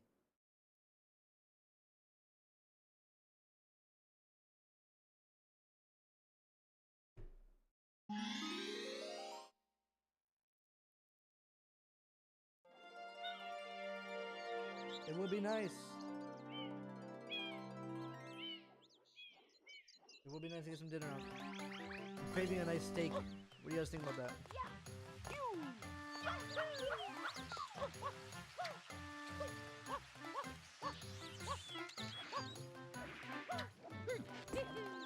Or sushi. Wait, what was my mission here?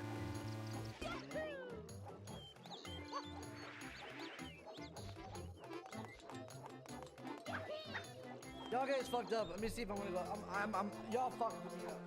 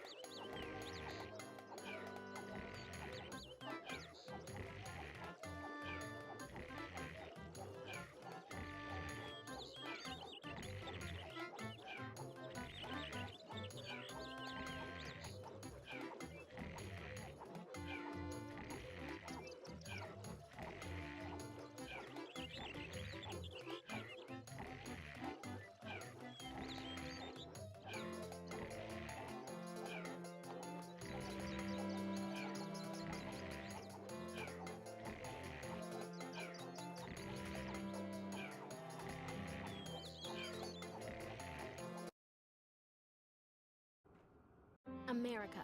We are endowed by our Creator with certain unalienable rights: life, liberty, and the pursuit of happiness. At Grand Canyon University, we believe in equal opportunity, and the American dream starts with purpose.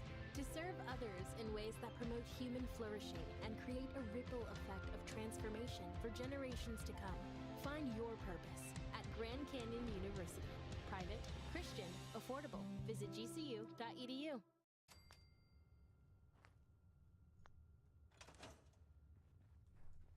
Okay.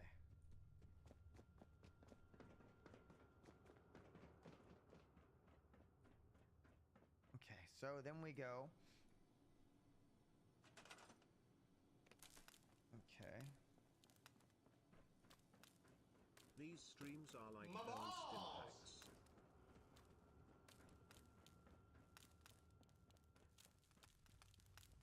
The Long ceramic cables, wall my is fucking not ass, drive you enough to liars. place. They go long. You fucking liars. It won't even reach to there.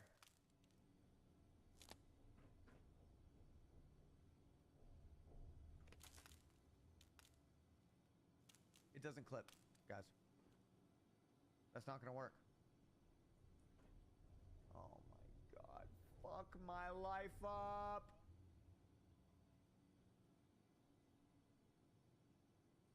Okay, whatever.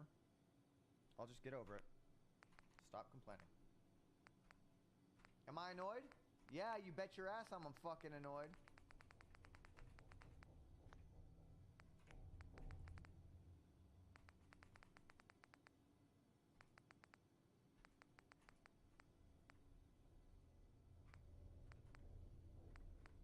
Okay, let's just be calm. Okay.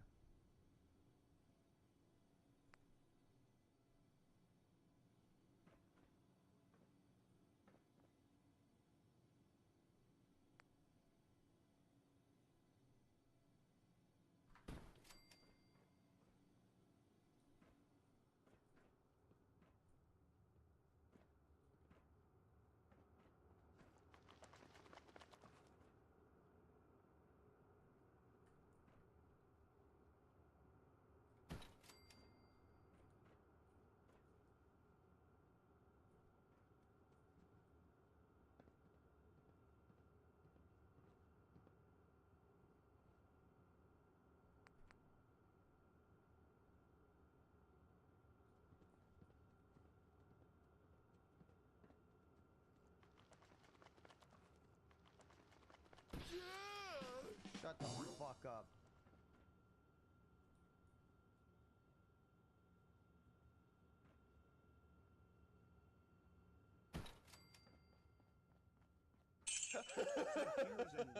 Xander, thank you very, very, very, very much. I appreciate it. I won't let you down, man.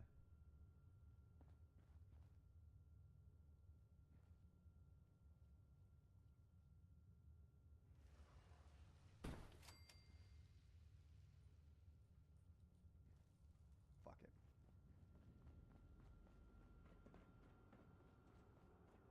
I won't let you down. At all. Just watch. You just fucking watch.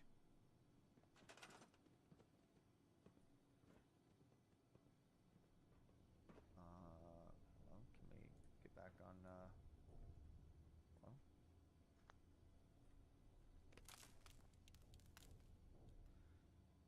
I'm gonna lose my fucking mind. I'm gonna lose my fucking mind. Can I move this?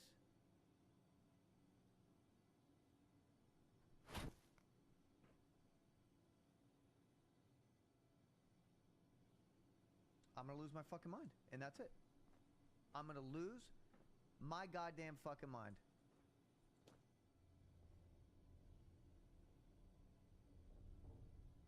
You can move the one connecting the wire. Oh, sick. So doesn't fuck my life up still here, though. Todd, I gotta fight you, man. That's it. I have to fucking fight you, dude.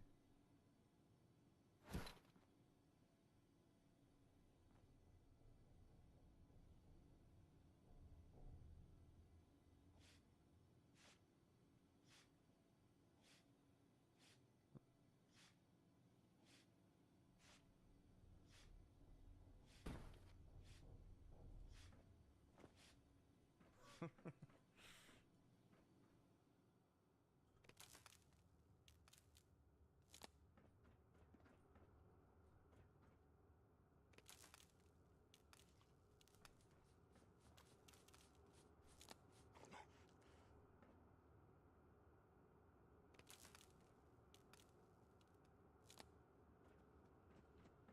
a shithole. Whatever, I'll fucking fix it later. Dickwad.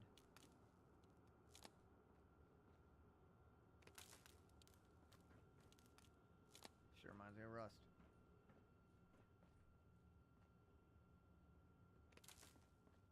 Suck my cock!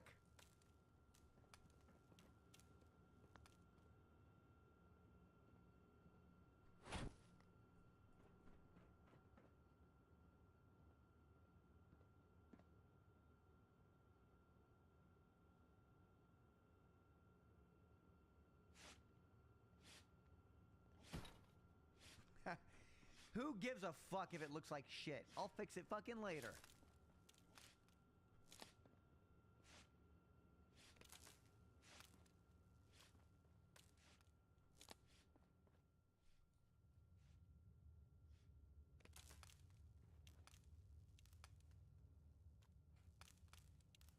You fucking fool. You fucking heathen.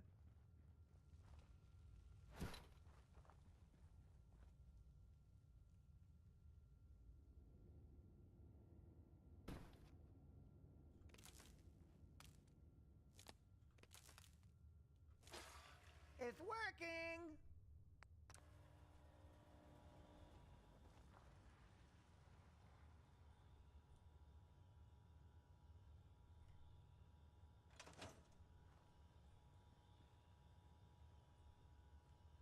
Okay, I did it.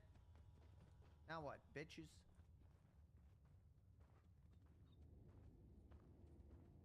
This is the meat that we've been looking for, guys.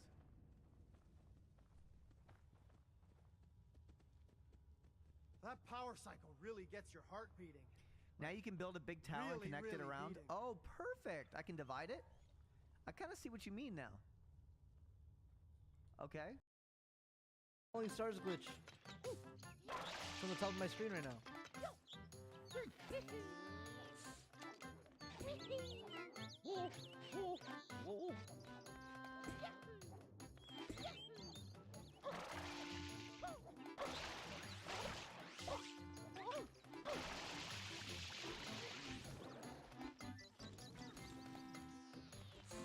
Hello?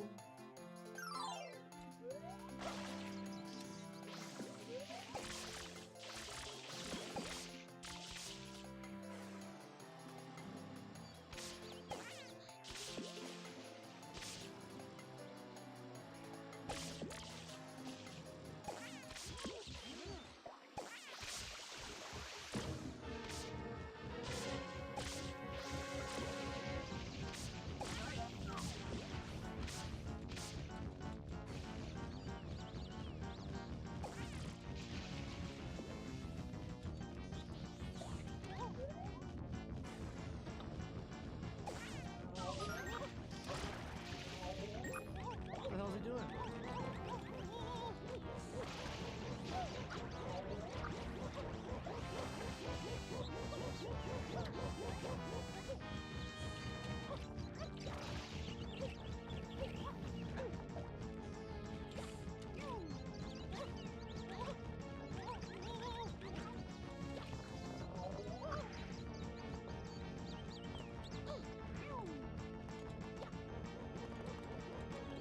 Am I supposed to...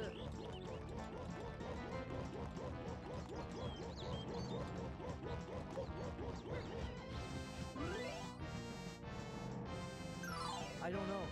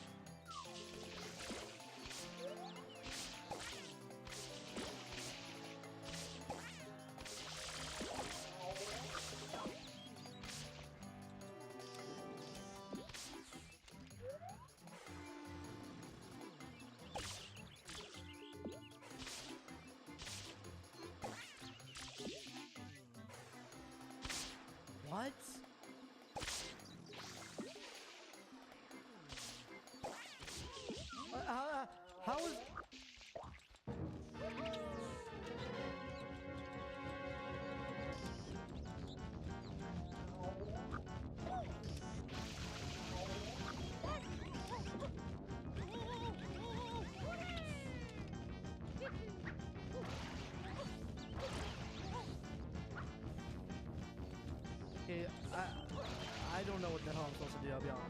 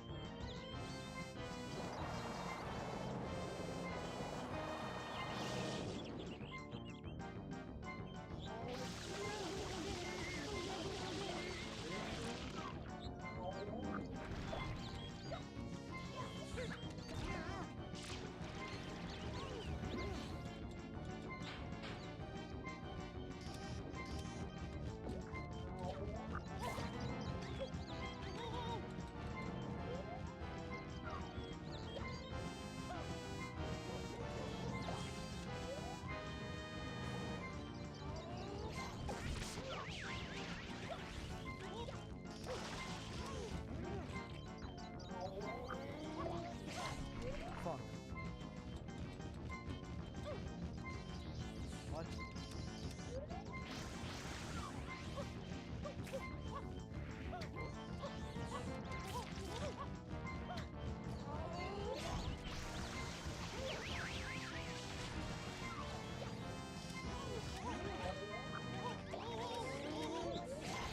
Come on, man! Mother Doy.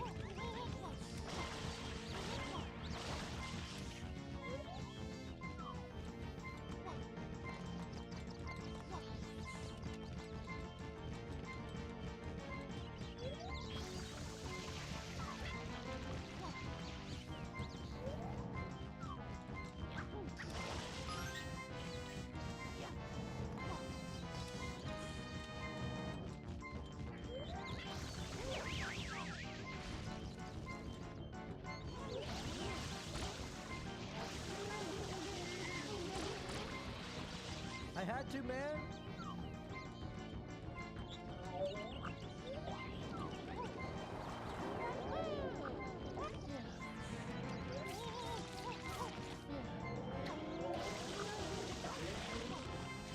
Clutch.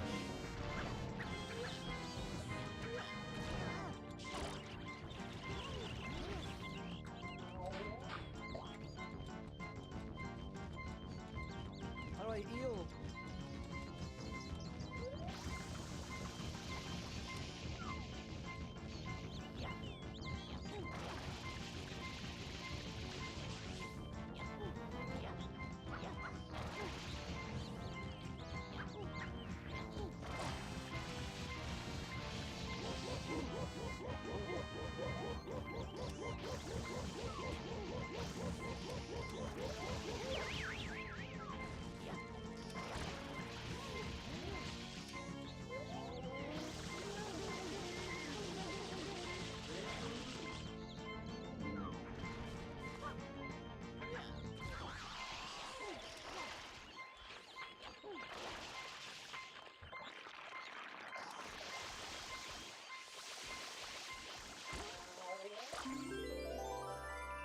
Easy.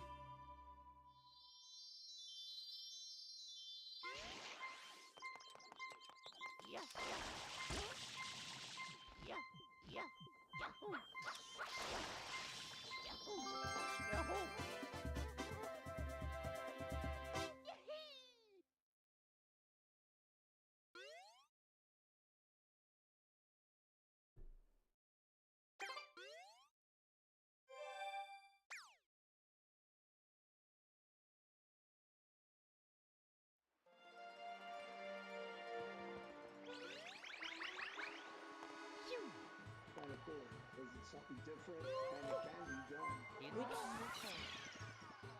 I might as well do it again. Something different and it can be done. The secret of Dirty Lake.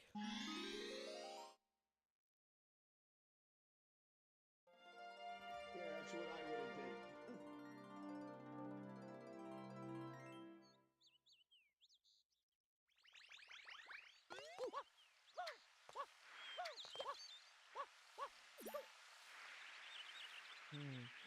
I like the watering of this game, but I feel like I like just platforming more and going fast. Whoa. There's no music.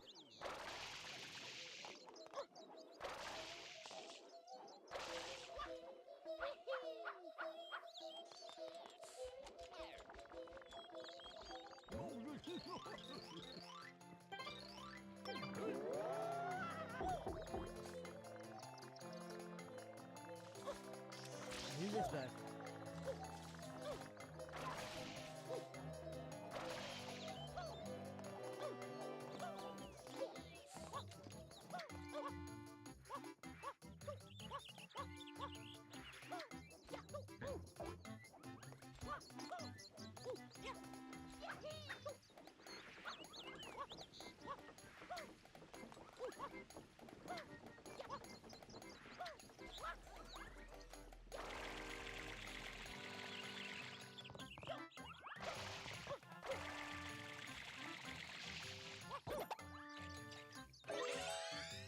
Turbo nozzle.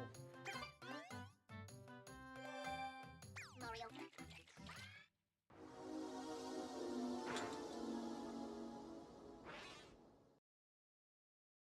Oh shit. I love these.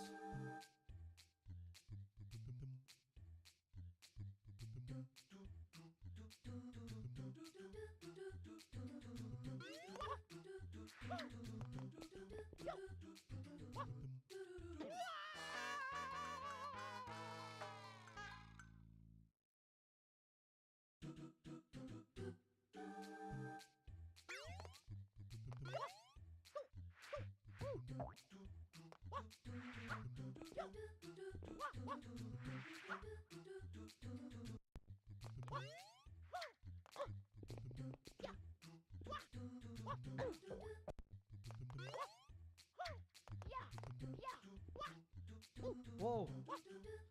Alright, watch this out, guys. Watch this out.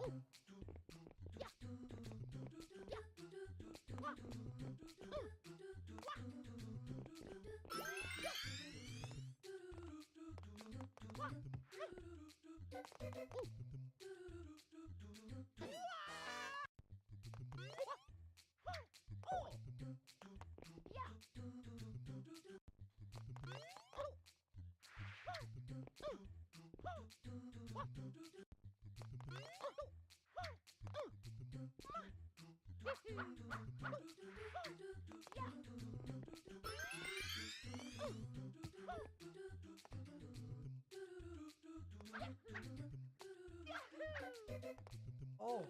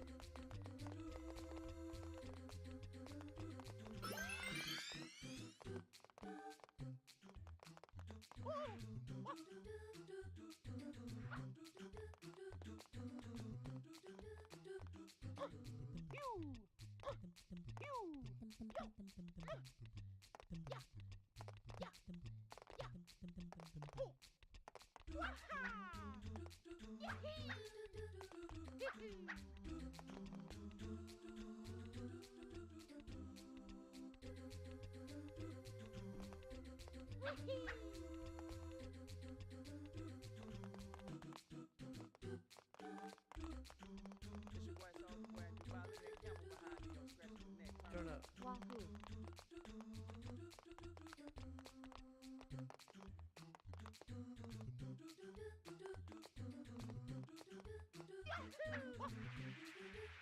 I was gonna save, but you know what? I won't die.